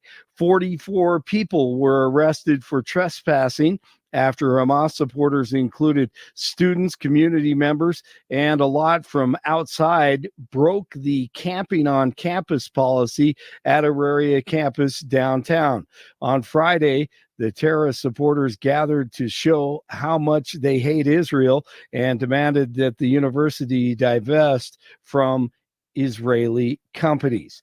Former National Security Advisor Robert O'Brien on with Mark Levin on Sunday. It's not about Israel policy. It's about rank anti-Semitism and hatred of Jews. And it's the oldest prejudice. And somehow that's become legitimate. That's become normalized, that it's okay to hate Jews. And there's something very wrong with our country when that's happening on our college campuses and on our streets in New York and LA. And it's heartbreaking as an American to see that. And expecting more protests across the country today as they continue to keep their tents on campus. An infant is one of 5 people killed by devastating tornadoes across 4 states, including Oklahoma, Nebraska, just outside of Omaha, Iowa, and North Texas. It's that time of year, springtime, with the tornadoes and severe thunderstorms. Police in Commerce City searching for a suspect who stabbed a victim multiple times near 56th and Quebec. The victim is expected to survive. Police have identified the black male wearing a red coat in a surveillance video as a person of interest. Anyone who recognizes him, please contact Commerce City Police. A Greeley police officer conducted a traffic stop on Sunday, and a struggle with 23-year-old Giovanni Pacheco ensued. Shots were fired. Pacheco was taken to the hospital with minor injuries and booked. No other details reported. It's 44 in Arvada, 43 in Castle Rock, and 47 in Denver. And the Lakers finally beat the Nuggets over the weekend. Well, isn't that special? But tonight, Game 5 at 8 o'clock, Denver can slam the door on the Lakers again in the opening round. The crowd will send the Avalanche back to Winnipeg in the whiteout with a 3-1 series lead after a 4-goal win in Game 4. 5-1 Avalanche over Winnipeg, Game 5 tomorrow in Canada. Along with quarterback Bo Nix being drafted from Oregon to the Broncos, Jonah Ellis, the outside linebacker from Utah, and wide receiver Troy Franklin and Chris Abrams Drain, a corner, also drafted over the weekend. The Rockies lose to the Astros 8-2 at Seattle tomorrow. And Major League Baseball planning on updating its much maligned new uniforms, according to a memo. Bigger lettering on the back of the jerseys will return. Mismatched gray tops and bottoms will be fixed. Thankfully, they won't look like softball uniforms anymore, hopefully. And the see-through pants will be remedied. They need to do this because I'm sure they received a lot of calls and emails from fans across the country. Let's see, what else do we have? Oh, I forgot. Oh, yeah, comedy. Just to send you out. I tell you, that's the worst hush money I ever spent. Usually when you spend hush money, they hush. No hush money trial today. We're taking a break from that, right, Jeff? Is That's that right. It's okay. They're off today. They'll be back tomorrow. I think they'll be off Wednesday. Trump will be doing some rallies in the Midwest on Wednesday. Then Thursday, they come back to do another hearing on the gag order. Wow. So, great use of taxpayer money. They'll Exactly shut down the city again. And here we go. Sell more hot dogs on the street. All right. Jeff continues without Bill. Blake Olson, News Talk 710 KNUS. Want to take your favorite radio station wherever you go? Now there's an app for that. No matter where you are, stream your favorite shows. Tap the app to listen to podcasts, text message your favorite local hosts, call the show, get the latest headlines, and enter contests to win prizes. All in the palm of your hand. Available now for iOS and Android devices in the App Store or Google Play. And best of all, it's free. Download today.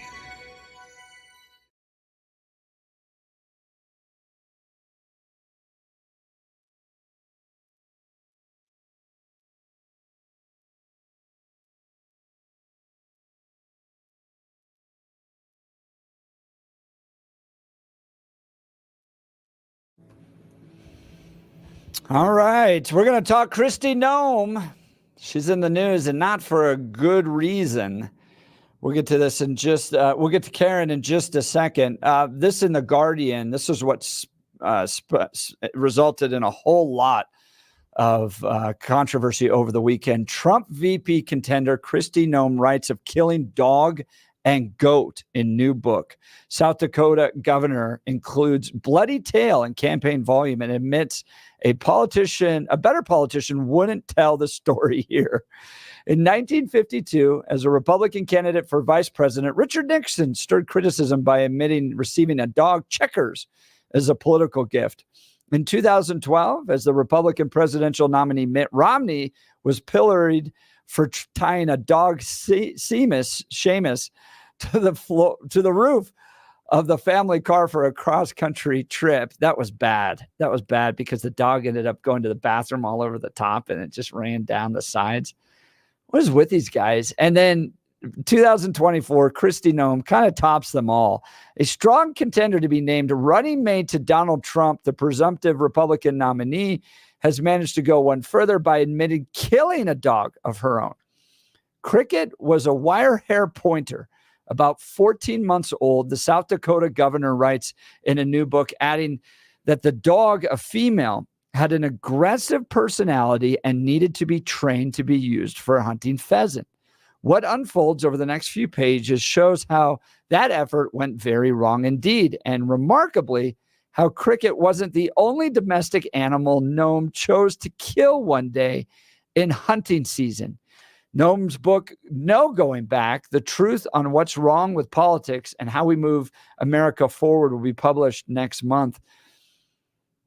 Let's get to the actual killing here. She includes in her story that ill-fated Cricket, she says, to illustrate her willingness in politics as well as in South Dakota life to do anything difficult, messy, or ugly if it is simply needs to be done. By taking Cricket on a pheasant run to teach older dogs, Noem says she hoped to calm the young dog down and begin to teach her how to behave. Unfortunately, Cricket ruined the hunt by going, quote, out of her mind with excitement, chasing all of those birds and having the time of her life.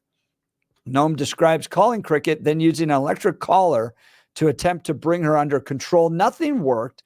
Then on the way home after the hunt, as Noem stopped to talk to a local family, Cricket escaped Noem's truck and attacked the family's chickens, grabbing one chicken at a time and crunching it to death with one bite, then dropping it to attack another. Cricket, the untrainable dog, Noem writes, behaved like a trained assassin. When Noem finally grabbed Cricket, she says the dog whipped around and bit me. Then, as the chicken owners wept, Noem repeatedly apologized, wrote the shocked family a check for the price they asked, and helped them dispose of the carcasses littering the scene of the crime. Through it all, Noem says Cricket was the picture of pure joy.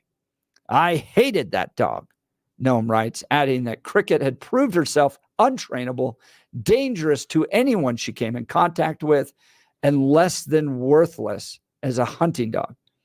At that moment, Noem says, I realized I had to put her down. Noem, who has also represented her state in Congress for 8 years, got her gun, then led Cricket to a gravel pit. It was not a pleasant job, she writes, but it had to be done. And after it was over, I realized another unpleasant job needed to be done. Incredibly, Noem's tale of slaughter is not finished. Her family, she writes, also owned a male goat that was nasty and mean because it had not been castrated. Furthermore, the goat smelled disgusting, musky, rancid, and loved to chase Noem's children, knocking them down and ruining their clothes. Noem decided to kill the unnamed goat the same way she had killed Cricket the dog. But though she dragged him to the gravel pit, the goat jumped as she shot and therefore survived the wound. Noem says she went back to her truck, retrieved another shell, then hurried back to the gravel pit and put him down.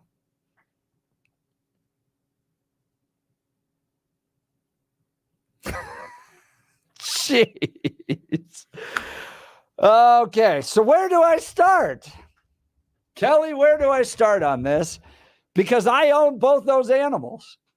I own guardian livestock dogs and I own goats. I'm going to start with the goat, which is probably in some ways even more offensive because everything she described right there is what male goats do.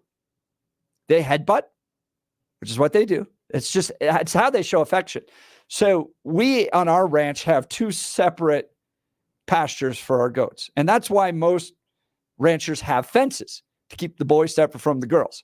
Because sometimes you just can't, I'd have 2,000 goats if we didn't have them separate. So we have separate pastures. And when I go into the male goat pasture, all the boys run up to me and they all take their heads and they rub up against and they try to headbutt. That's just what boy goats do. Now for the musky smell, it's going to get a little gross. But to attract the lady goats, the boy goats angle their little thing a certain direction and they spray the bottom of the bottom of their goatee, their face, their hair below their chin with their own urine. That's what they do. That is how they attract girls. So Kristi Noem shot this goat for just being a boy goat. There's nothing inappropriate about that boy goat. He was just being a boy. It's like being a dude and getting shot for being a dude. That's hard. That one I'm like, just sell him. There are plenty of ranches. We sell goats all the time that are looking for a stud goat. And the fact that, he headbutts, all that stuff's just fine. Just sell him.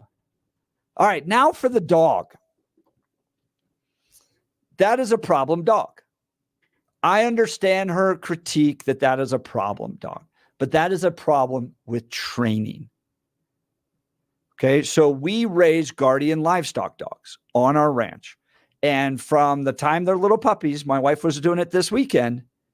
From the time they were little puppies, they're around chickens. And you have to train them not to kill chickens. Now, there's some text messages here that once you have a dog that starts killing chickens, you can never stop it. I don't know if I fully agree with that. I think you probably can train it out of them. But there's other things these dogs can do. You don't drag it to a gravel pit and shoot it. And it's 14 months old. This puppy is. That's what we refer to as the T-Rex age for the puppies. It's when they chew on everything. They bite on everything. They don't listen. They are, undisciplined. They're all that stuff. And so that's natural that they might rear around and bite you. That's what happens to 14-year-old dogs. They do that. So when I look at Kristi Noem in this situation, I don't see this at all the way she wanted to describe it. I'm willing to do what's necessary in politics. I'll do the old Yeller, which, by the way, old Yeller had rabies, right? This is just a 14-month dog. I see her as being cruel to these animals in an unnecessary way. Is she a bad person? No. Did I lower my view of her? Yeah, I did. I'm not. I think she made some mistakes in this case. And I understand there are times when dogs can be incredibly frustrating. We've had 2 dogs in the past that fought each other. They have to stay in totally separate parts of our ranch. And you get 2 female guardian livestock dogs together, and it's like territory stuff. And we tried to get them to live together, all that stuff. And they would fight. And I understand the frustration. And I remember one time they were fighting so viciously, I had to literally get in and try to pull them apart. One had bitten onto the side of the neck, and they reared around and bit my hand. I didn't kill them. I put them in different parts of the pasture and our ranch, and they both are raising their own children. You just adjust, or their own puppies. You just adjust to it. So I think what happened was she was angry. She was embarrassed by the chicken killing. She was incredibly frustrated. And believe me, I've been very frustrated sometimes with some of our dogs.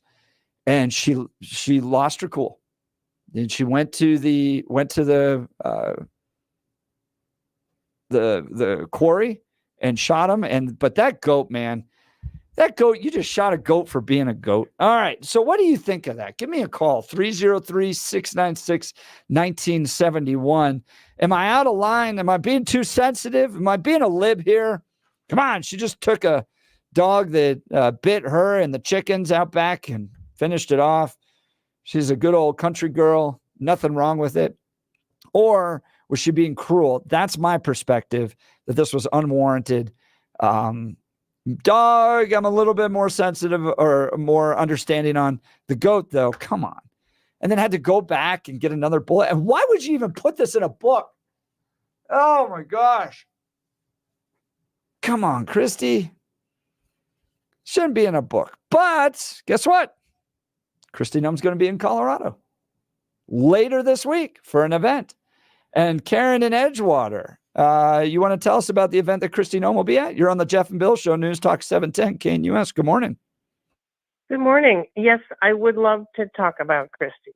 And if anybody's interested in why she killed the goat and the dog, they can ask her themselves by going to this event. It's a fundraiser by the Jefferson County Republicans. It's going to be May 4th on Saturday at the Marriott Denver West at 6 p.m. And I'm assured that it's going to be a very fun event, and I think particularly so since this, I guess, like little mini scandal has arrived. They say there's no such thing as bad publicity. So I definitely think it'll probably generate some interest. How do people purchase tickets? They go to the jeffcorepublicans.com website, and there's lots of different options. There's individual tickets. There's pairs. There's also still some special tickets that can be purchased, VIP tickets, and so forth. JeffcoRepublicans.com. An evening with Governor Kristi Noem, May 4th. That's this Saturday at 6 p.m. Marriott Denver West. Karen, what did you think of this mini scandal? I just really don't get it at all. I think that the far left will just seize on any opportunity to paint Republicans in a bad light. Because, I was shocked. I had this social media post and I started getting responses of, like, no way. And I'm like, what the heck? What's wrong with Kristi Noem? And then one guy even posted, do they allow dogs, at the venue? It's like, oh my God. So it's just way blown out of proportion as far as I'll grant, I saw this statement. There's a lot of things you can recover from in politics, but shooting a dog might be one of the things you cannot recover from in politics. I mean, when you look at those situations, would you have shot your dog? Oh boy. Well, first of all, I don't own a gun. I'm afraid of guns. I would have maybe hired somebody to deal with it, not necessarily shoot it, but take it away. Yeah. And as far as the goat's concerned, I love goats, but from their perspective of taking my kids to petting zoos, I always got a kick out of them. So no, I would not shoot a goat, but then I wasn't there. I didn't experience it. So I'm not in a position to judge, and the dog situation does sound horrible, killing the chickens and everything and attacking. I don't like dangerous dogs. But I wouldn't shoot it myself. Yeah. So we're Guardian livestock breeders, and my wife, we talked a lot about it over the weekend, and she said, it's a good reminder too, that typically breeders will take back their dogs if it's not working out with the family, and that's a standing policy we have. So we raise Colorado Mountain Dogs, and Colorado Mountain Dogs are these big white dogs that look like Great Pyrenees, and they live out with the animals. They live out in the pasture, and they don't come inside. They basically out there all the time. And when we work with ranches to send them to ranches. So we've sold our dogs to ranches in Montana and Utah, and they've gone to live on great lives. And my wife always does an analysis first on the family buying the dog. Like, why do you want the dog? What's it for?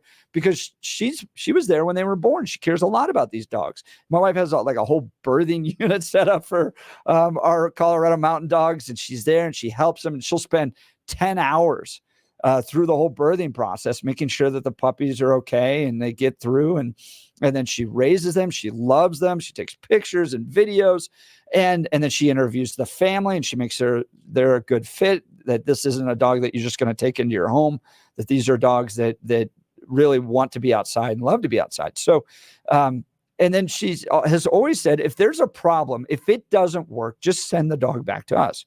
We'll make sure it gets the right home, and we don't want it to be a bad relationship. So it's important to know, like in this situation with Kristi Noem, if the dog's not working out, the breeder, if it's a good breeder, will likely take it back or, rehome it. But I don't know, taking it to a quarry, I'm not so sure about that. But Karen, thanks for letting us know. I'm glad Kristi Noem's coming to Colorado. Get a chance to meet her this Saturday, May 4th. 6 p.m. at the Marriott Denver West.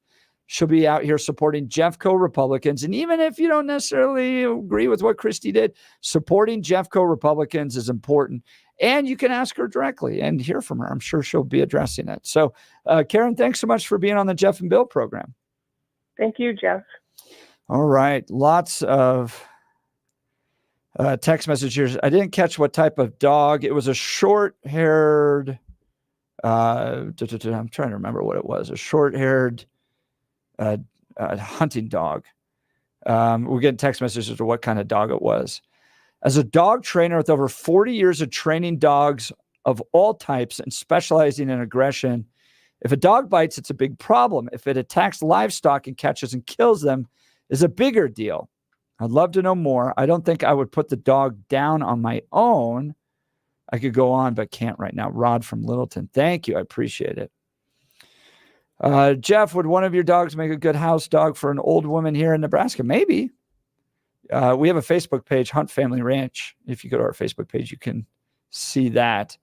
And we've got full lines, so let's dive in here. Let's go to Arnie in Littleton. Arnie, you're on the Jeff and Bill Show, News Talk 710 KNUS. Good morning, Arnie.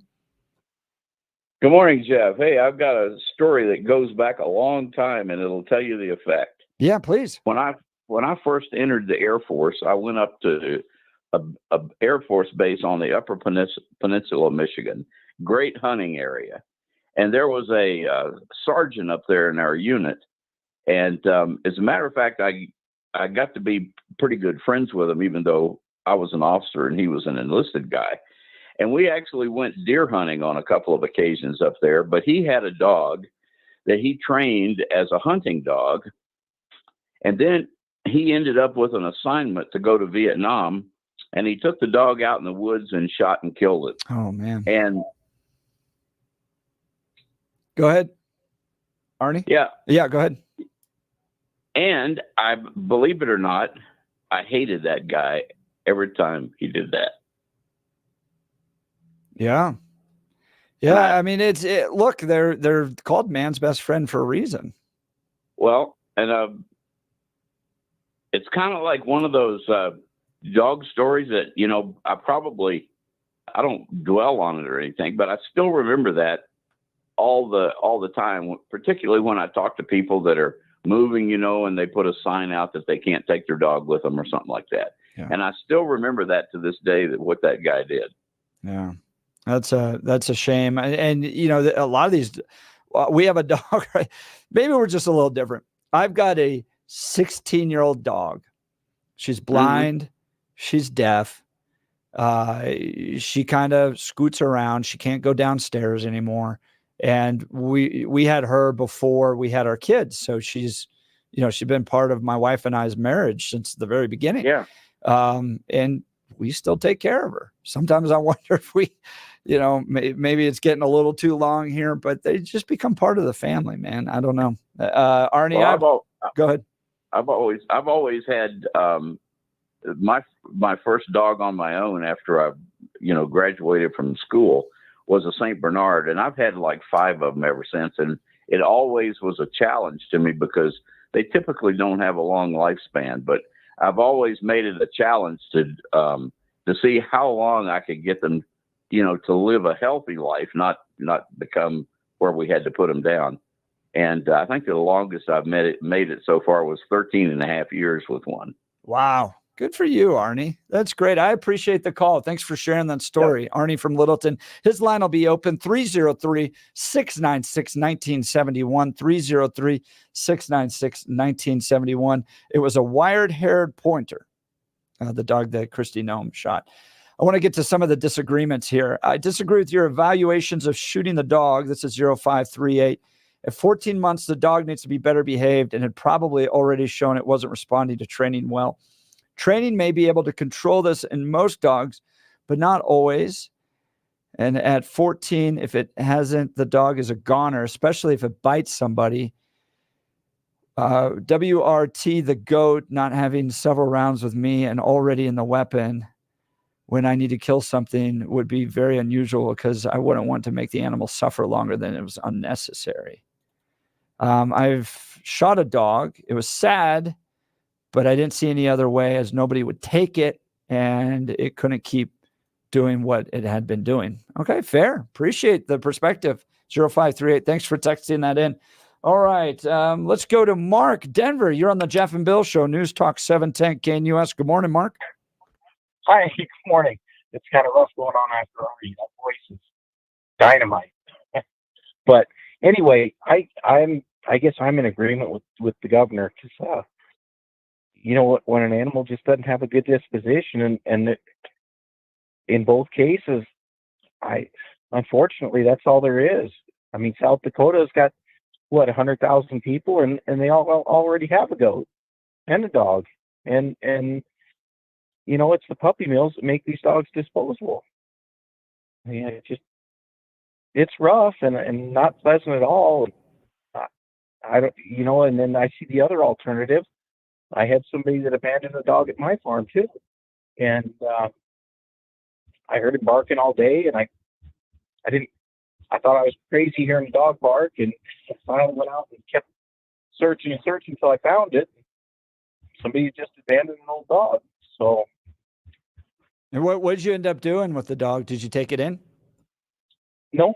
My wife had told me she didn't want to have another dog around the house, and I cut his hair so he could see good again, and took the hair off his feet so he could walk, and fed him my lunch. But that's all I could do for him too. Yeah. So. And then let him go. Yeah. Yeah. We just, left him in a better spot, but I kind of think coyotes probably got him, but who knows? Yeah. Yeah. What do you, I mean, it sounds like you have some ranching experience. What do you think of the rehoming? Why not visit a shelter? Why not find a family? Do you think the bite, I'm wondering if the bite came independently, or if while she was trying to stop him or her, there's a female dog, from killing the chicken, she got bit. But do you think rehoming is totally out of the question there? No, it's not totally out of the question. I just don't see that. I think you got to put yourself in South Dakota too, and not here in the Denver metro. True, very true. That's I think a big part of it, and unfortunately, I think to a great extent, dogs are disposable, and they're. Gosh, there's a million people out there breeding dogs, and there's so many of them out there. Even with the campaign to spay and neuter them and all that, I don't know. Well, I appreciate the perspective. Thanks, Mark. Mark from Denver. His line will be open 303-696-1971. We've got nearly totally full lines, so if you want to dial in, dial quickly because Mark's line just opened up. Let's go to Gina in Aurora. Gina, you're on the Jeff and Bill Show, News Talk 710 KNUS. Good morning, Gina. Good morning. I just want to say I'm absolutely appalled at these people that think it's okay to shoot a dog. Mm-hmm. This is not the 1800s. This is not the early 1900s. This is 2024. There are options. She could have taken that to a shelter. She could have taken her to, or rehomed her. There are other options. This is just sick and disgusting. And I would love to go to her little rally or whatever it is and give her a piece of my mind. And the goat, I mean, I hope she at least, cut it up for meat. I mean, I don't know if she's just arbitrarily killing goats and then just leaving them in this pit. Like, this just does not sit right with me, with her. It is. My wife described it as cruel, and she, we live on a ranch with these almost exact type of animals, and look, they're not always easy. I understand that they're not always easy to deal with, and sometimes they can be frustrating. But I also understand too if you're a rancher. We had this happen one time. We had a neighbor's dog get out, and it was chasing and attacking our goats. And one of our other neighbors who was nearby grabbed his gun and went down there.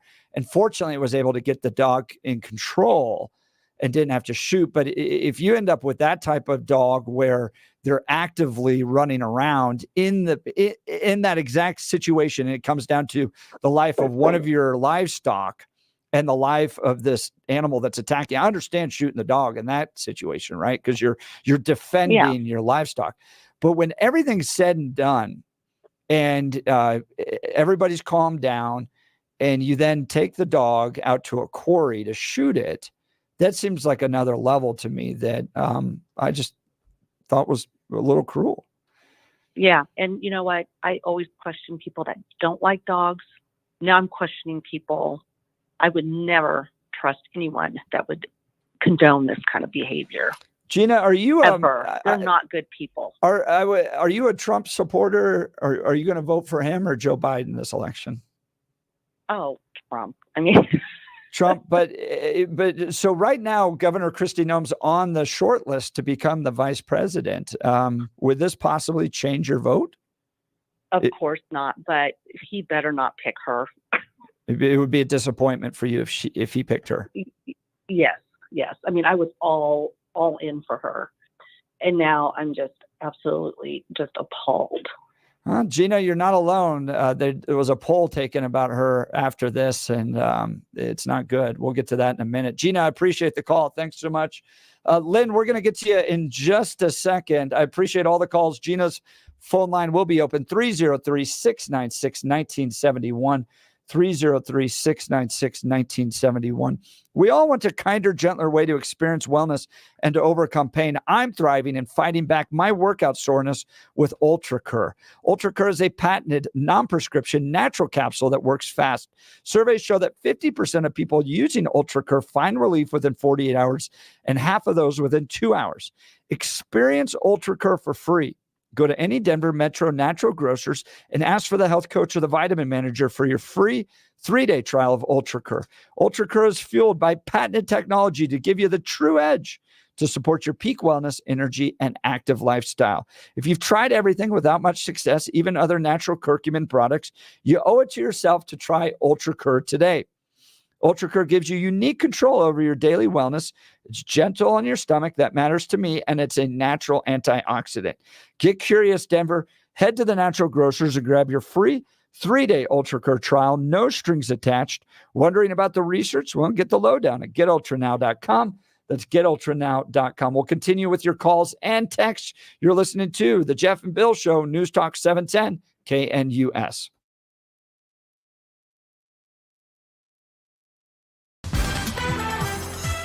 At this hour in Berlin, I'm Trent Murray, and here are the top stories we're following. US President Joe Biden has, quote, reiterated his position on Israel's planned invasion of Rafah to Israeli Prime Minister Benjamin Netanyahu. Jagrudi Dave has the details from Washington, D.C. The readout of the Biden-Netanyahu phone call didn't say much more about Rafah. Now, in their latest phone call, the White House says President Biden discussed with Israel's president the need to secure the release of hostages captured by Hamas on October the 7th, as well as procuring an immediate ceasefire in Gaza and getting humanitarian assistance to Gaza, including through preparations to open new northern crossings starting this week. Well, one very lucky cat from Utah has used up one of its 9 lives after accidentally climbing into a mailbox and being shipped across the country. Galliana was reported missing earlier this month before an Amazon worker found the wayward feline after she jumped into one of her family's packages undetected. The cat, which made it all the way to California, has now been safely collected, her owners flying more than 1,000 miles to retrieve their pet, which was inside the package for nearly a week. And that's what you need to know at this hour. I'm Trent Murray in Berlin on Salem News Channel.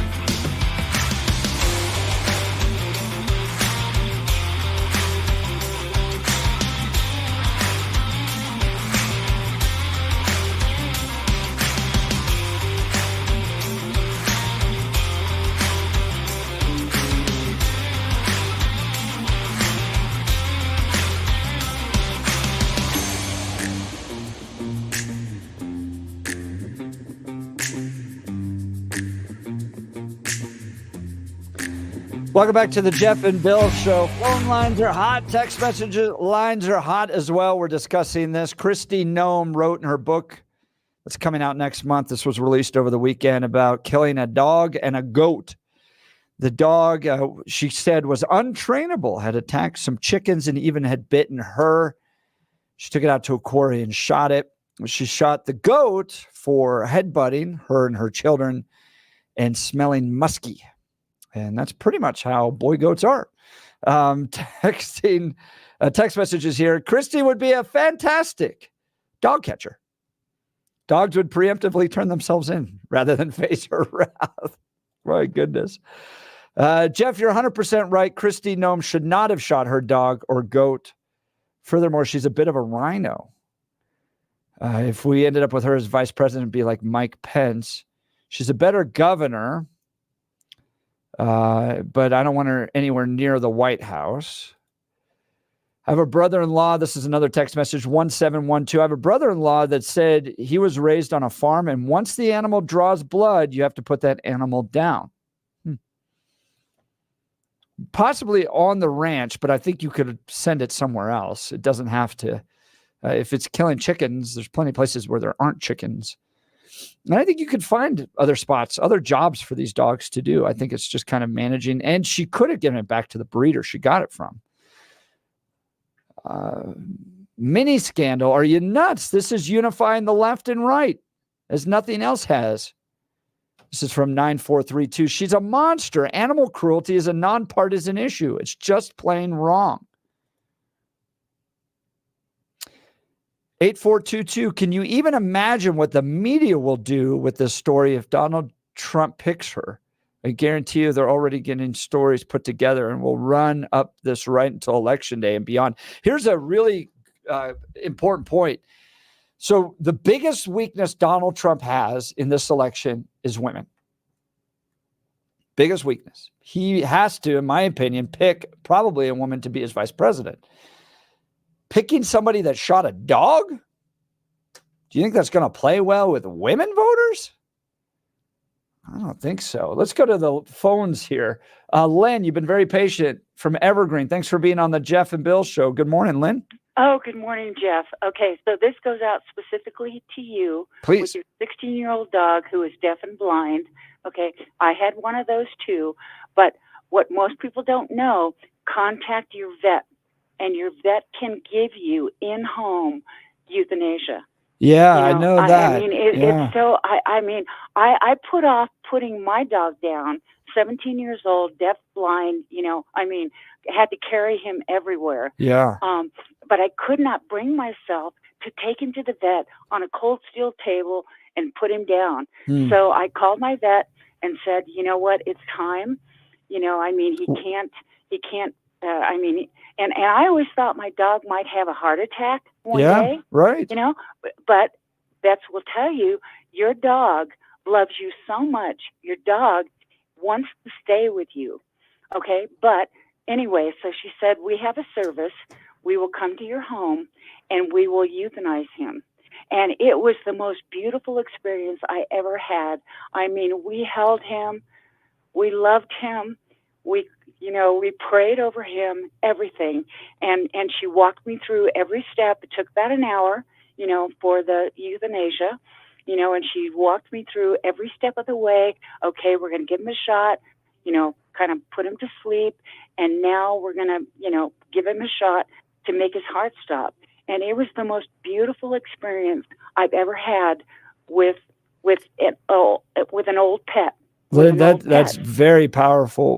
What was the point that you decided, because they've been around 17 years, your dog had been, and I'm sure they dealt with health issues before, but what was the point? For me, I think it's if they can't get up anymore. I think if they can't walk anymore, that's probably the point. Or barely, like you have to carry them. Yeah. Or, when I left the house, I'd have to close him up, in the kitchen with the gate and everything. And when I would come home, there would be, pee and poop and vomit, he was blind and deaf and very weak. I all he could do was go outside and go to the bathroom, but I had to be there with him every minute, so he didn't fall and hurt himself, But yeah, they offer services like that, in-home euthanasia for older pets. Lynn, I appreciate the call. Lynn from Evergreen, thanks so much for that information. And thank you for sharing that story. You could hear in her voice that it still means a lot to her. I think that's the connection people have with dogs. That, like I said, they're called man's best friend for a reason. Let's go to Jane in Colorado. Jane, you're on the Jeff and Bill Show, News Talk 710 KNUS. Good morning, Jane. Yeah, good morning, Jeff. Listen, I have a question for you. Yeah. What's the difference between a shot from a gun and a shot from a vet? It's still a shot. Right. Now, the old farmers, if you think that's bad, years ago, the old farmers used to castrate their own male dogs. Now, that give you a little bit of a... Right, they use That'll rubber give you a bands little for that. bit of a bad feeling. Yeah. Rubber bands or knives, one or the other, because there weren't any vets around. Yeah. These animals that you're talking about are not pets, and the lady that just called is absolutely right. If you can get a vet to come to your home, you are 100% better off, and you don't feel guilty taking it to a vet and having them shoot up your dog while you're standing there watching this. She's right. But as far as these other things are concerned, this is the way it's done now. Ask me why she put that in her book. Yeah, please. I'd love to know that. You better believe she put it in there because the Democrat investigators already know she did it. What do you think? Yep. she Getting might it out as well there on fess her up. terms.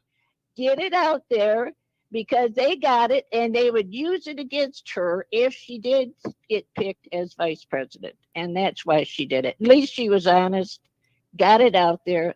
That's the way her family obviously has done it. There's no difference. These dogs are not pets. Now let's differentiate between a pet and a dog, a working dog, or a goat. And now I had a grandson that got butted by one of those male goats, and it hit him so hard that he flew through the air and hit a fence and went right down through the fence. He got hurt. Wow. They can be dangerous. Yep. They can be. Yep. Those goats You're right. can be dangerous. Jane, The dog. well, go ahead. Finish your thought real quick. Okay, the dog, there are some dogs that are born with something wrong with their brain. There is. They are, and they are untrainable, and they are unreliable, and they can be dangerous. So, Jane, it I doesn't make appreciate any the difference perspective. If you shoot it or somebody else shoots it with a needle, the dog and the goat are still dead.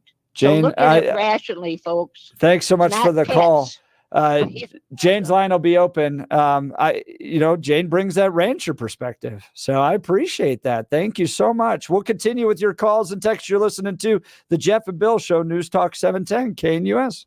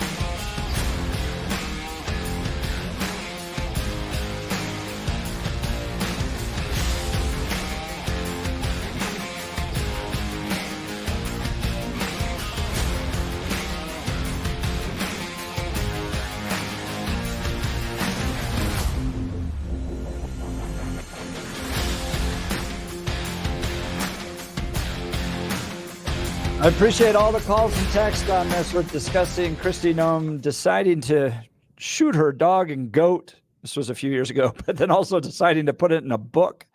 We're going to continue this conversation when we come back, but here's some text messages. Noem should have clubbed a baby seal. She's toast now. The ads will escalate, pushing grandma off the cliff to a new level. The bread man, thank you, 5637. It's time to put Kristi out to pasture. She's not a viable VP candidate any longer, 4944. Here's a really good thing that I want to get into in the next hour. How many of these people that are angry about the governor believe in abortion? That is, that is exactly right. 6268.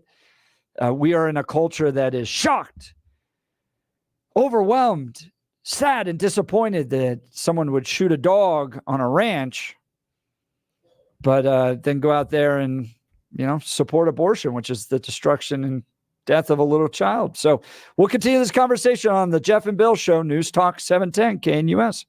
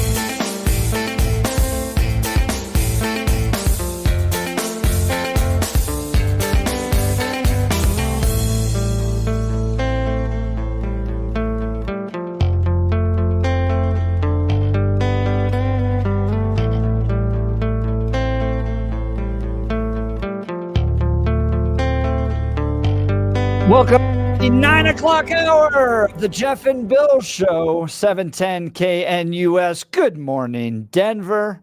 We are having an absolutely fantastic morning, diving into the hottest news takes, having a great conversation. I'm Jeff Hunt, along with Bill Thorpe, who's out today. He's a little little under the weather. Hopefully we'll get him back here soon. Our prayers are with you, brother. Get rested up, and we'll get you back. And our liberal listeners will be all the better for it. It's another beautiful day in the greatest city in America, Denver. And we're gearing up for a whole nother hour of engaging discussions, critical analysis, and most importantly, your calls and texts, because this is where Denver's voice is heard loud and clear. So grab another cup of coffee, Denver, and let's dive into the issues that matter most to you right here, right now. In the last hour, we explored Kristi Noem killing her dog and goat years ago. Whether or not you thought it was appropriate or not, it was a 14-month-old wire hair pointer. It was not trainable. It was killing chickens, and it had bit her. Was she right to take it out to the quarry and shoot it? I don't think it was. People in some of the text messages here disagree with me. They think it was perfectly fine. That's the way you do it on a ranch. We raise guardian livestock dogs. We train them to be around chickens. I think this was a poor training. I think she should have contacted the breeder and sent the dog back to the breeder, and the breeder could have worked to retrain the dog or just rehoused it somewhere else. There's plenty of families that don't have chickens. I don't think the bite was necessarily, maybe it was towards her as much as it was the dog riled up and maybe possibly bit her, but I don't think it was the right move. With regards to the goat, that's what goats do. That's exactly what boy goats are like. We've got a whole bunch of them in our ranch, and they headbutt you, and they stink, and they're goofy and funny, and they only care about girl goats. It's like that God made them just for that. But that's what you do when you have boy goats around. So I'm not sure, but give me a call. Tell me what you think. Am I mistaken here? Am I being too tough on her? Or do you agree with me that it wasn't the right thing to do? Lots of text messages here. Some from even responding to some of the previous callers. Over the years, I've put down several of my cats and my 14-year-old border collie. I held them all while they were injected, and I literally felt them draw their last breath and relax as they passed. Contrary to how the lady felt that called earlier, there's nothing beautiful about it. It was horrible and very sad. From Rob. From Beth, Obama ate dogs. There you go. I don't know anything about that. Maybe he did. If you have this correct, if I have this correct, Dennis Prager would always ask the question, would you save the drowning stranger or your dog? I sure as heck hope you would save the drowning stranger. But I think that shares the where we are in our culture. All right, we'll continue this, and I've got some polling data. It's not looking good for Kristi Noem when we come back. But let's dive into the news with Blake Olson. Good morning, Blake. Morning, Jeff. Yeah, you're right. That's not surprising. 52 and partly cloudy in Denver. We may get to 70 today. We'll see. The 7-10 5-day forecast is coming up. Our top story, no trial for former President Trump today in the Big Apple. And his son Eric knows that the other case being heard by the Supreme Court is huge, not only for his father, but this country. On Fox News Sunday. Presidents need immunity in this country. If they don't, their entire tenure as president is literally going to be filled in depositions and subpoenas like they've tried to do to my father for the last 8 years. We can't have this legal lawfare in this country. We need a president to actually be able to function and run the United States of America. Well, Virginia Tech, the most recent campus now with arrests made on protesters raising Cain. 44 people were arrested for trespassing the Auraria campus over the weekend in downtown. Hamas supporters, which included some students, gathered to scream and launch hatred at Jews in downtown Denver. They demanded that the university divest from Israeli companies now. Secretary of State Antony Blinken meeting with negotiators from Egypt and Qatar today as they try to free the remaining 133 hostages held captive in Gaza. All of this ideology on campus supporting Hamas starts from within. News Nation's Leland Vitter. Okay, so this is the faculty too. The faculty at these schools is giving kids time off to protest. At Columbia, they're obviously not throwing any of these kids off campus. So to just say oh, this is just kids. No, this is willful aiding and embedding their behavior. And that is a different level, I think, than we've seen before. Florida Governor Ron DeSantis won't put up with the violent protesters on campus. And Sunday, he met with Trump about fundraising and ready to support the former president. Horrible destruction in 4 states after tornadoes in North Texas, Oklahoma, Iowa, and eastern Nebraska and Omaha. 1 infant was killed in Iowa, along with 4 others in Oklahoma. People in Commerce City searching for a suspect who stabbed a victim multiple times near 56th and Quebec. The victim is expected to survive. Police have identified the black male wearing a red coat in a surveillance video as a person of interest. Anyone who recognizes him, please contact Commerce City Police. 47 in Lakewood, 48 in Parker, 52 in Denver. The Lakers finally beat the Nuggets over the weekend, but tonight, game 5, 8 o'clock, lower downtown Denver. Denver can slam the door on the Lakers again in the opening round. Avalanche lead the Jets 3-1. The crowd will send the Avalanche back to Winnipeg in the whiteout with a 3-1 series lead after a 4-goal win in game 4. 5-1 the final, game 5 tomorrow in Canada. All right, the Rockies lose to the Astros 8-2 at Seattle tomorrow. Jeff continues without Billy. Billy, get well. I know you're at home sick, and hopefully we'll see you soon or hear you soon. Blake Olson, News Talk 710 KNUS. Want to take your favorite radio station wherever you go? Now there's an app for that. No matter where you are, stream your favorite shows. Tap the app to listen to podcasts, text message your favorite local hosts, call the show, get the latest headlines, and enter contests to win prizes. All in the palm of your hand. Available now for iOS and Android devices in the App Store or Google Play. And best of all, it's free. Download today.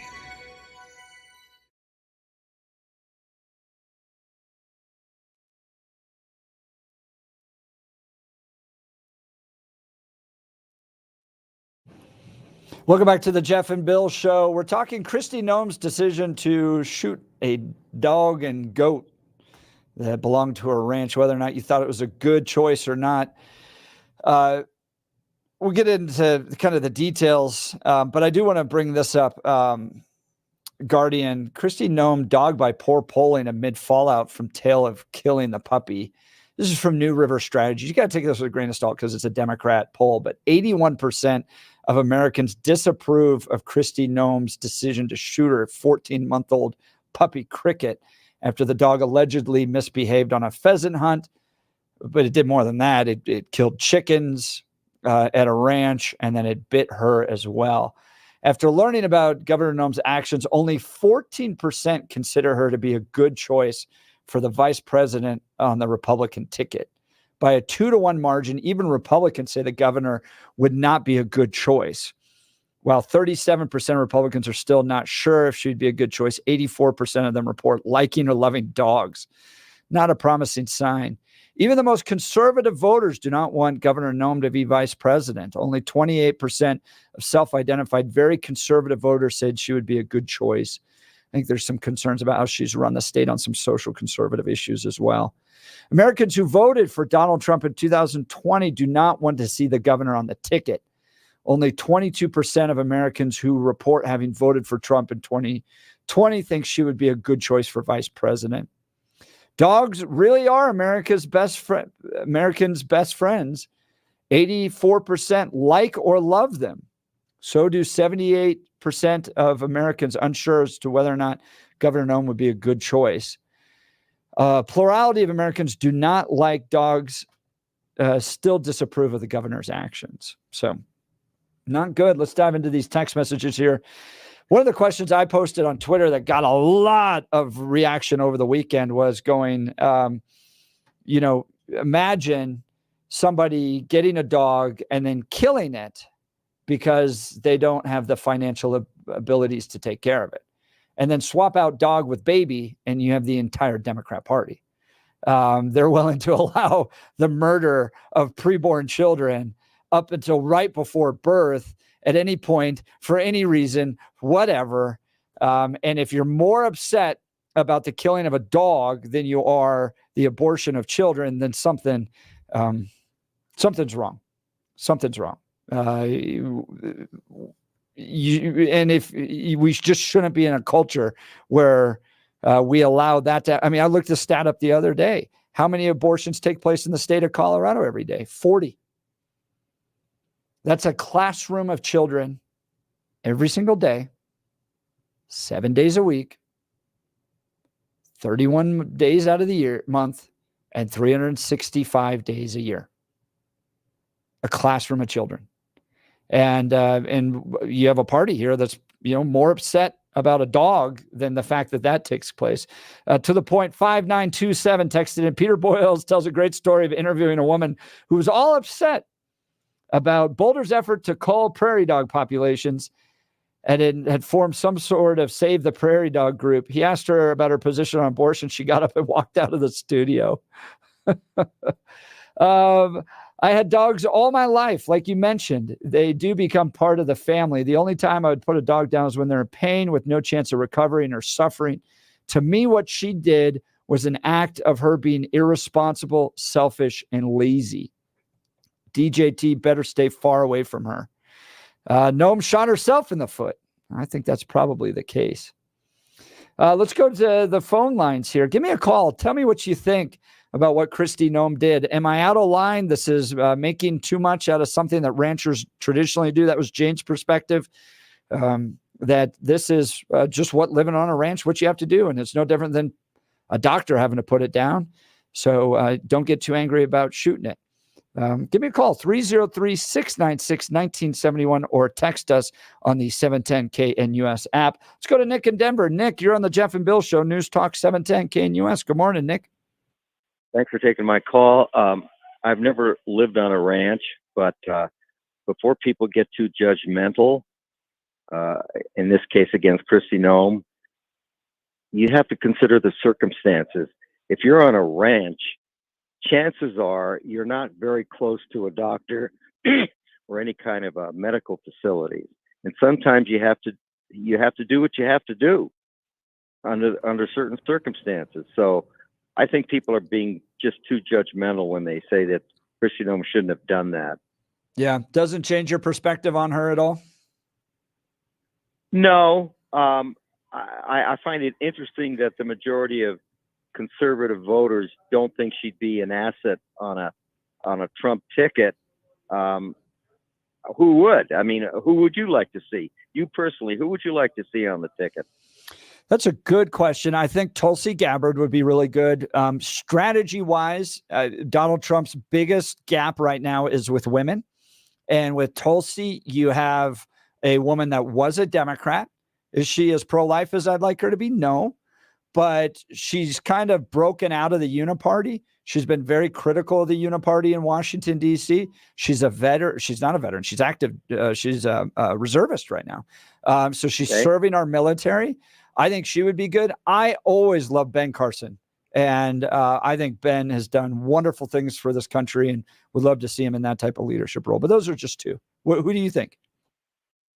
I like Tulsi Gabbard, and I guess from a strategic point of view, you almost have to choose a woman who's moderate, but still believes that abortion should only be done in extreme cases. Mm-hmm. So Tulsi Gabbard is probably the best choice out there. Yeah, I wonder if this seals it. I wonder but if this seals the deal for her, because I don't think the president can put.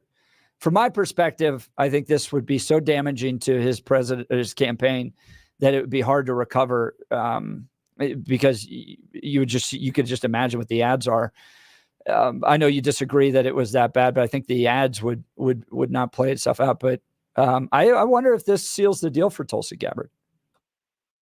I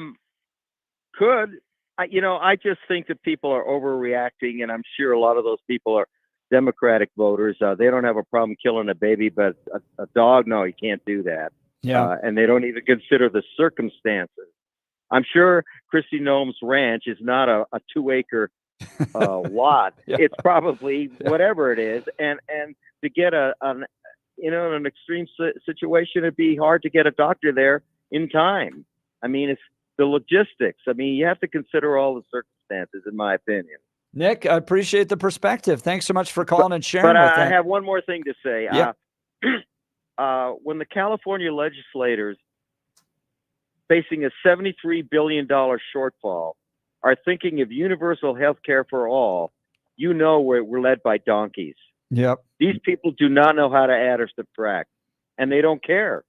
Do you see what the cost of a double steak burrito in Chipotle was in California right now? It's probably over 20. $39. Well, the one nice thing about economics, it doesn't care who you are. Yep. 4 plus 4 is 8. 4 plus 4 is 8. It was true 10,000 years ago. It'll be true 10,000 years from now.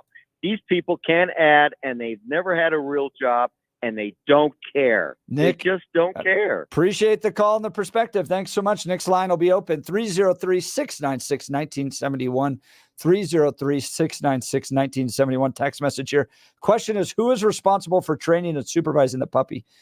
I'm guessing that she probably bought it from a breeder.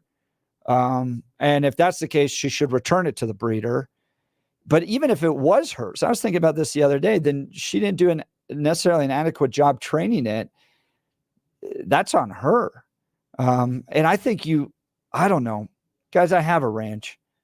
We just find other jobs for these animals. We just let them live out their lives. I don't drive them to a quarry and shoot them. Well, I thought has crossed my mind sometimes, but let's go to Janice in Walsenburg. Janice, you're on the Jeff and Bill Show, News Talk 710 KNUS. Good morning, Janice. Yeah, well, one quality in a person doesn't rule out any other qualities. That's why all these people are making these judgments. Yeah. When you live on a ranch, you have to make a lot of choices about different things. And people don't always make the best choice sometimes, and you regret a lot of choices you make. Does this change your perspective on Kristi Noem being the vice president pick, I possibly? don't think she exactly did the right thing there in either case, but what is it my place to judge for just those little things? Sure, that's fair. But does it change your perspective on her? If Donald Trump picked her, would you be just as fired up? Well, I don't know whether I was fired up about anybody he picks, but I'm not sure they're going to vote for any Democrats. Yeah, and that's important. That's important. Yeah. Well, Janet, I've had to make a lot of choices like that, and some I really regret. And why do you think? I know people take their cats out to the dump and shoot them. I know people that during COVID, everybody was abandoning their pets all over the United States. Come on, get real. Janice, question. Oh, it fell out of my head. I was going to ask you a question about. I'm sorry. It fell right out of my head. Janice, thanks for the call. I appreciate it. Janice, lines will be open, 303-696-1971. 303-696-1971. Good text message here from 5631. Sending or abandoning Marines to their death, as Biden has done in Afghanistan, is okay. Biden's German Shepherd failures. I wonder where those dogs are now. You remember those? He had a problem with his dog biting Secret Service. I don't think the dogs were euthanized, though. You never heard that. They just kind of quietly disappeared. Let's go to Ron in Greeley. Ron, you're on the Jeff and Bill Show, News Talk 710 KNUS. Good morning, Ron. Ron, are you there? Ron, do we miss Ron? All right. Well, let me know. Ron, maybe we'll try to get you back on. Polling not looking good for Kristi Noem at this point over this. The question I was going to ask Janice. Yeah, why do you think she put this in the book? Do you think that's because the Democrats knew already and they were going to use this against her? Did we get Ron back? All right, let's go to Ron. You're on the Jeff and Bill Show. Good morning, Ron. Good morning. Hey, just to clarify, how old was the dog when she shot it? 14 months. Oh, yeah. if the answer is, oh, she lives on a ranch, what, you telling me people that live on ranches are just more cold when it comes to animals? I'm not buying that. I agree with you. She did such a wrong thing. I am such a Trump supporter. This would really, it made me probably say, I'm not going to vote. I'm not going to vote this year. Sorry, dude. I'm sorry, because I love Trump, but this lady, I judge people on how they treat animals. And if you can't be nice to an 18-month, 14-month-old pup, they're just lazy, because you're right. Send it back to the owner. Find somebody else who wants it. You could put it in a pen until you find somebody who wants it. That's the right thing to do, in my mind. And 14 months is what we call the T-Rex days. And we breed Colorado mountain dogs. These are guardian livestock dogs that live on ranches all throughout the western United States. They're basically coyote killers. Live out there with the goats and chickens and sheep. And we train them from the very beginning to live around these animals. And the way we train them is when they're puppies, they're around chickens, and we make sure we kind of monitor that and discipline them if they start to go after the chickens. But then they live right along a fence line with our goats. And then eventually we move the goats into the pasture with them. And this is all part of the training. But these are like the T-Rex days. These are when the dogs are the most destructive, 14 months. They chew on anyone who's ever bought a puppy knows this. When they're real small, they're cute and their teeth can't do much. But you get to 14 months and they're chewing on the side of your house. I remember one time we had, you just come to our house, you'll see the side of our house. It's all chewed up in some capacities by these dogs when they're about that age. And then sometimes they'll rear back and bite you a little bit. But it seemed, I think I would still, if Trump picked her, I'd still support the Trump Noem ticket. I would be a little disappointed because I think it's going to harm Trump in his ability to win.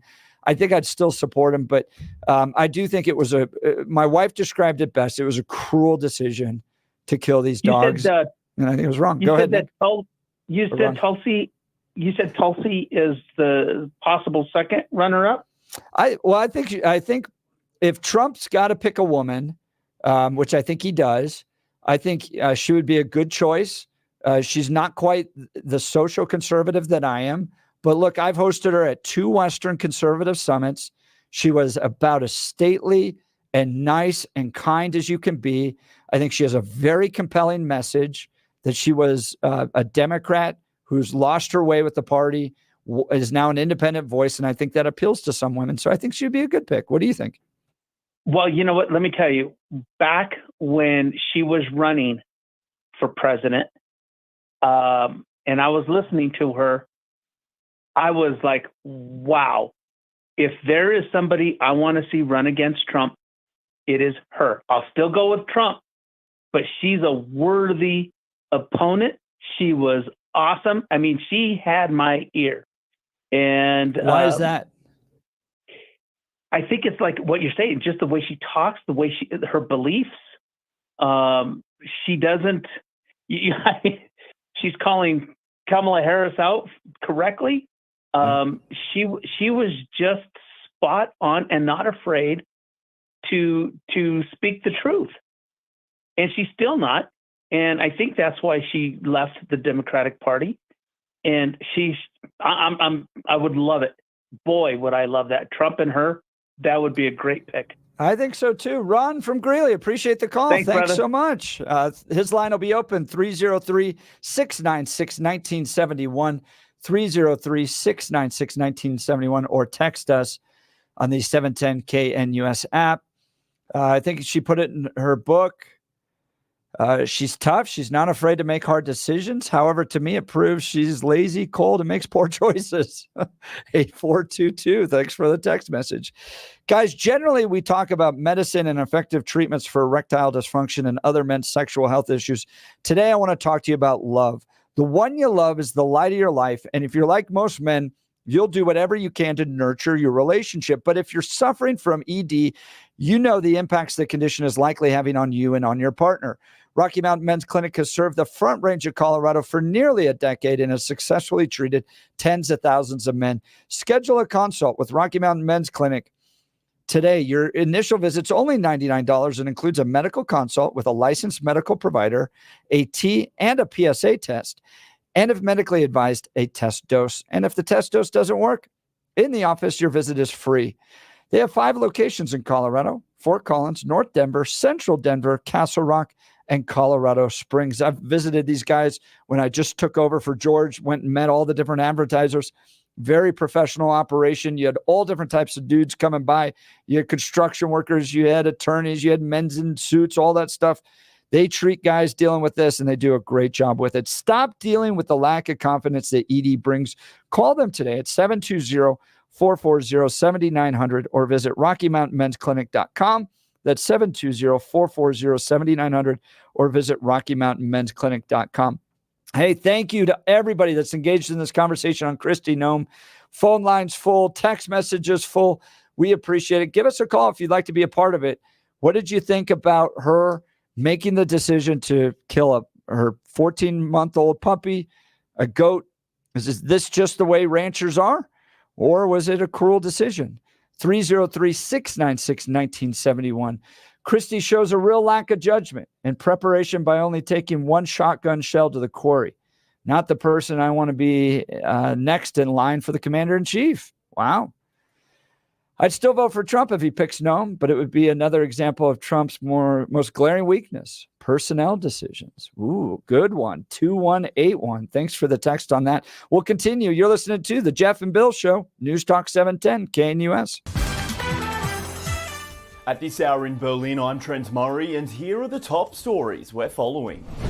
Under a first-in-the-nation law, it is now illegal to sell weight loss and muscle-building supplements to minors in New York.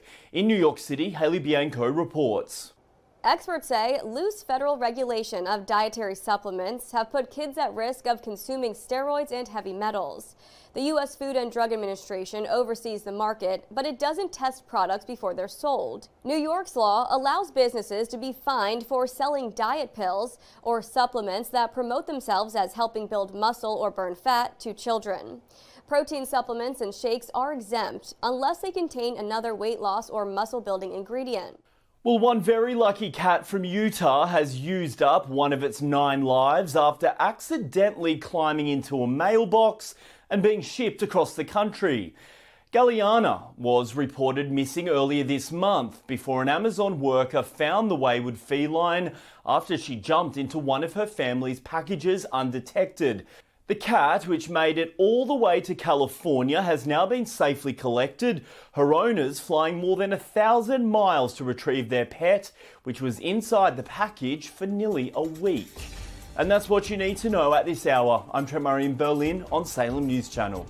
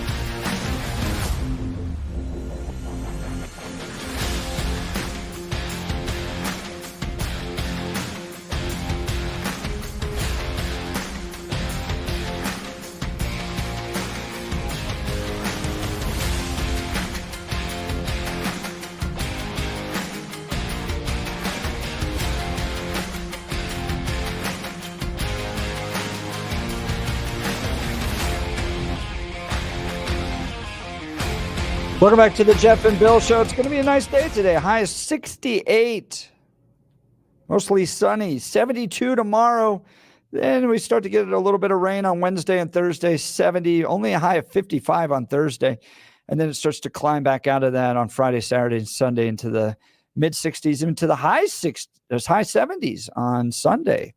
That's good ranch work. Speaking of good weekends to get ranch work done, that's good weather for that. All right, let's go to the phone lines. Jacqueline, you're on the Jeff and Bill Show, News Talk 710 KNUS. Good morning, Jacqueline. Well, good morning. I'm enjoying those buttermilk biscuits, by the way. I know.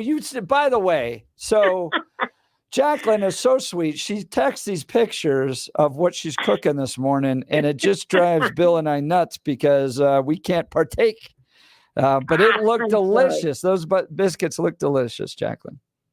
Well, I wanted to weigh in on this, Kristi Noem. Please. You know, I grew up in the mountains of Colorado, and my dad was a hunter, and I was around the animals being shot and hunted. We grew up on a farm. We were around all of that goes with that. I think she could have handled it a lot better, but I do agree. I think it was June that called in. I do think that she came out with it in the book, because if it would have come out later, it would have been, I mean, it's a black eye now. And so I think Trump would do better to cut ties with her. But I will tell you one thing. We have to remember one thing. If I never say anything to anybody again for the rest of my life, we have a country to save. And I would be thinking of that. I think it's wrong what she did. She could have handled it better. I've had to do the same kind of thing. But the fact that she came out and told somebody surprised me, because she didn't have to tell anybody. She could have kept that to herself and no one would have known. Yeah. No one would have known. Yeah. Yeah. And So- I remember in 12, this kind of dogged Romney early on. Eventually we stopped talking about it, but that's because, dogged. that was not an intentional pun. But you remember he had the dog on the top of his car, and Seamus and all that stuff, and it was peeing and pooping all over the car. But then Romney had the 47% line that ended up tanking his presidential campaign. So people kind of move on from this, but I would absolutely still vote for a Trump Noem ticket. I just thought it was a cruel act, and I think, just knowing my perspective, that you can't get worked up with dogs. You can get frustrated with them. And I think she probably lost her cool and probably should have just walked away for a little bit and gotten control of her emotions, and dragging the dog out there and shooting it probably just wasn't the best move. What do you think, Jacqueline? No, I don't. I have a neighbor here who he had the most beautiful German Shepherd puppy. I'm telling you, he was absolutely gorgeous. He gave $3,700 for this dog. He's a beautiful young, he's 3 or 4 years old now, but he's killed several of the little neighborhood dogs here. And so he now is on a farm about 7 miles from town. He's chained up for the rest of his life. Yeah. And I've known that to happen because they tried to rehabilitate him. He tried to even give him away. They can't even use him for a breeding dog because he's too aggressive. But that's just poor handling, and not everybody should have pets. So I agree with that. I mean, yep. Look at what they do with pit bulls and things like that. And Nebraska is a state that has nothing but puppy mills, and it's been a problem here for years and years. Really? But here this dog's got to spend the rest of his life on the end of a chain. And I'm thinking it's wrong. What she did was wrong. She could have handled it I would have handled it differently. And there's been times in my life I've done the same thing as she's done. I've had to handle it right then and there. And I think that's the kind of person she is. And I think she's somebody that's no nonsense. But whether Trump chooses her or not, I'm still going to vote for Donald Trump, because in the bottom line, I'm thinking to the back, we have a country to save. Now, I don't like the abortion issue. I don't like this issue with the pets. It's a whole can of worms, but we have a country to save. That's the bottom line. Jacqueline, you bring a tremendous amount of wisdom in addition to your great cooking. I appreciate the call. Thanks so much. If I ever get to Denver, you'll be on my list. Please. Bye-bye. I would love that. That's great. She texts in what she's having for breakfast, and it's always homemade. And Bill and I just sit here with our granola bars. Thank you, Jacqueline. I appreciate it. Guys, for those of you with a full head of hair, congratulations. Studies show that one of the most attractive physical features is a full head of hair. Want to know the least attractive and most aging? Well, it's hair loss. No amount of car, house, or success can make up for that thinning or balding, as it leaves the greatest lasting physical impression. It doesn't have to be that way. Advanced Hair has the quick one-day solution to your hair loss. No more expensive pills or special shampoos, just your very own natural hair guaranteed to grow. And with Advanced Hair, your new hair can grow for life. Advanced Hair has improved tens of thousands of lives, including top radio personalities across the country. Did I mention your own natural hair begins to regrow the very next day?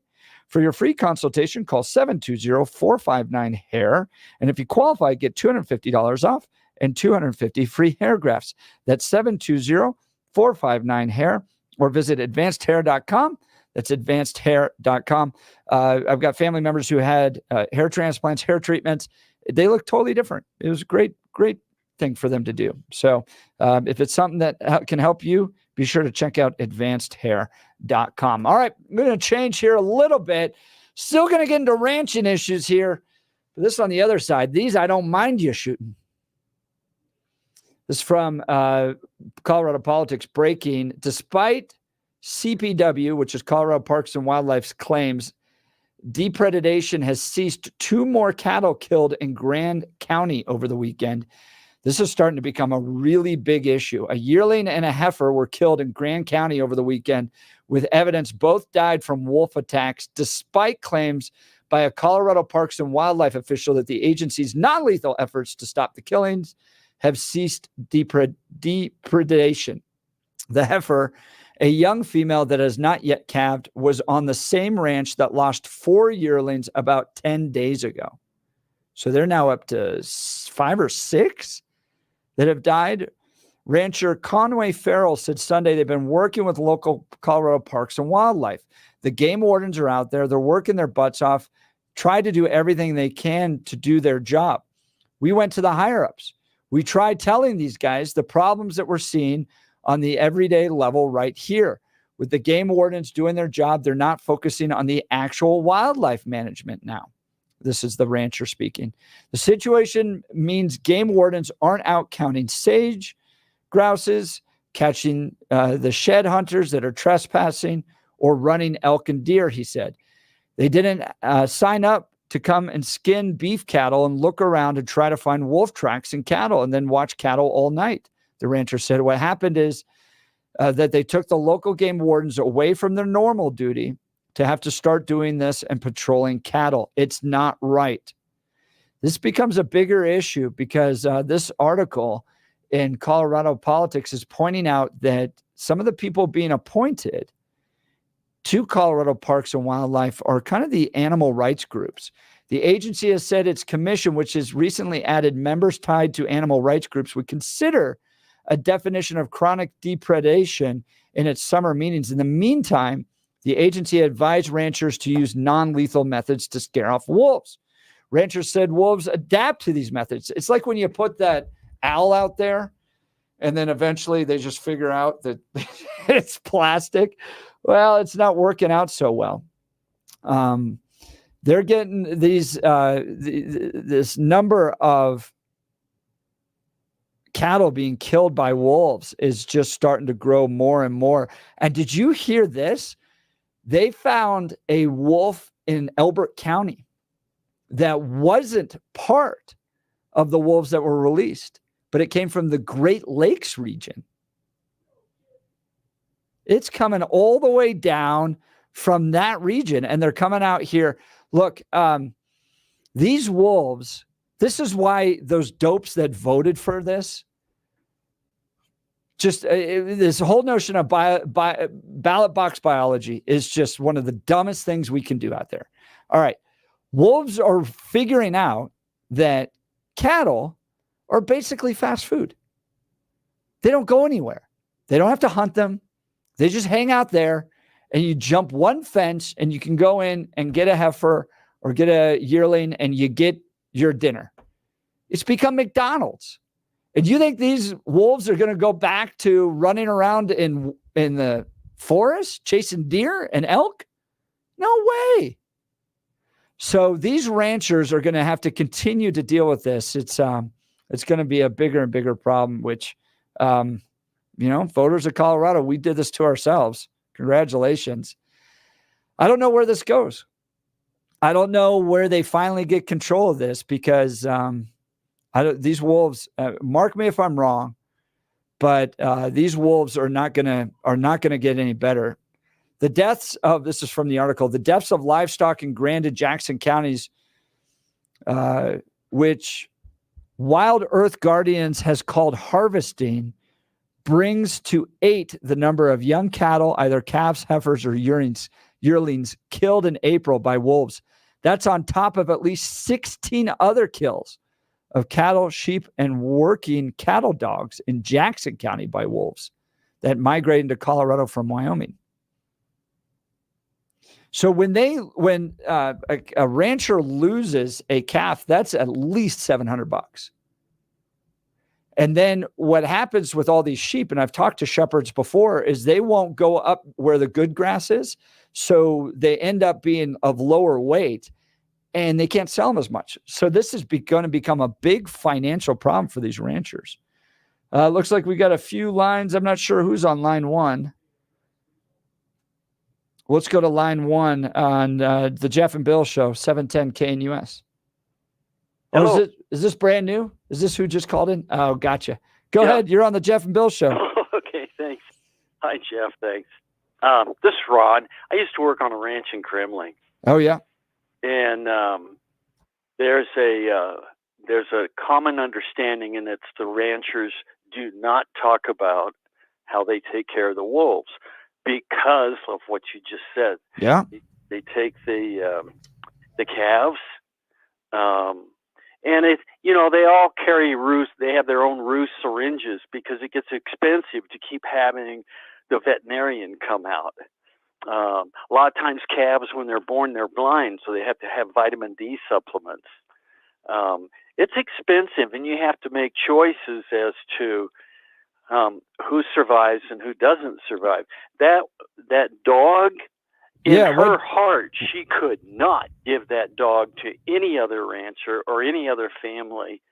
Could she have done it different? Yeah, but it's a whole different world. And all of these people that don't like water usage, they're the ones that want those wolves up there in the mountains in the northwest corner. They want to run the ranchers off. So You think that's part of it? You think that's part of the calculation with these animal rights people? They don't believe in water usage. Their number one argument is how much water it takes to feed a cow. Yeah, I could see that. I think most of the people that vote for this are just nutty Boulderites that are like, oh, yay, wolves. I think that'd be great to have. I'm not going to have it in my backyard, but somewhere up in the mountains would be great. And all the other people are like, you are the person that gets to decide whether or not I have to deal with wolves. Yeah. No, yeah. It's just nuts to me. And then the how much does it cost you to inoculate a calf? How much does it cost? $65? Yeah. Okay. Yeah. So, and if you have how many a year? 10? Oh, we don't have any cattle on our branch. I'm literally the walking definition of all hat, no cattle. We have goats. We have goats and dogs and cats and chickens and all that, but we haven't gotten to any cattle yet. So I don't know. I was just guessing. Well, it's expensive. Yeah. And when I worked up there in Kremling, I was in high school, and one of the cows had hip lock. And that's because the bull was too big. So we had to basically use a car jack to pull the calf out because the heifer was going to die. Yeah. And Did you get it out okay? No. Oh, bummer. We had to dissect it. Yeah. And so those are the kind of decisions ranchers make all the time, every day. And if you got a little dog that's also probably getting into the biting grandchildren. Yeah, that one I understand. That one I understand. If they took out all of their chickens and she lost $300 in chickens, and now she's got to go spend another $150 for euthanasia, you're chasing bad money after bad money. Yeah, Ron, good perspective. I appreciate it. Ron, thanks so much for the call. His line will be open 303-696-1971. We'll continue with your calls and texts. You're listening to The Jeff and Bill Show, News Talk 710 KNUS.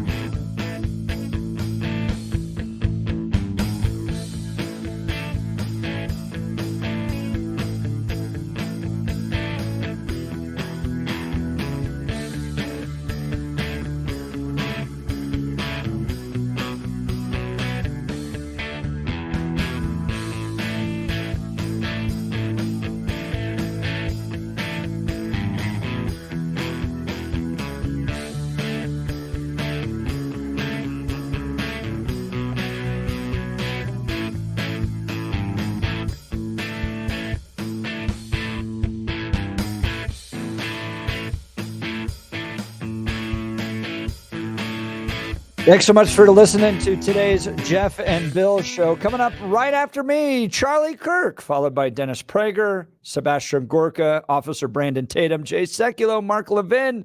Man, what a lineup. The great fight for the future of this country begins on this radio station. So thanks for tuning in. Be sure to stick around all afternoon on 710 KNUS. Let's go to Joe in Denver.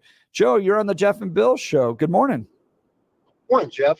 Hey, I'm honestly torn with the Kristi Noem thing. I've been around rural environments enough to know how farms and ranches work, and animals there are not pets. And but at the same time, it shows some kind of lack of empathy or something that just doesn't jive, at least with me, in terms of kind of her, being so pro-life. You would think that she would also have more sympathy for, an 18-month-old puppy. Joe. Or would think like, maybe, take the goat to slaughter. Don't just. Joe, to your point on that, people often joke that our ranch is called the Pro-Life Ranch because it's just constant. I think we now have like 10 kittens that are just running around our ranch right now. And then we'll have all of our goats are pregnant. So they'll all be giving birth here in the spring. We've got a dog that just had 3 puppies. We've got another pregnant dog that on our last litter had 9 puppies. So at any point we have got like 50 plus animals just running around our ranch. And my wife just added a bunch of new chickens. I joke about this all the time about my wife too, because, I grew up in a country club. I was a country club kid, grew up there. And I did not marry a country club woman. And I was thinking, I made it. I did not. My wife is not going to be coming home with $500 Neiman Marcus shoes. No, she just comes home with goats all the time that I ended up having to feed for like the next 6 years. So I ended up spending more money. But to your point, when you're around life all that time, you kind of you treat it a little bit more sacredly. So I get what you're saying there, Joe.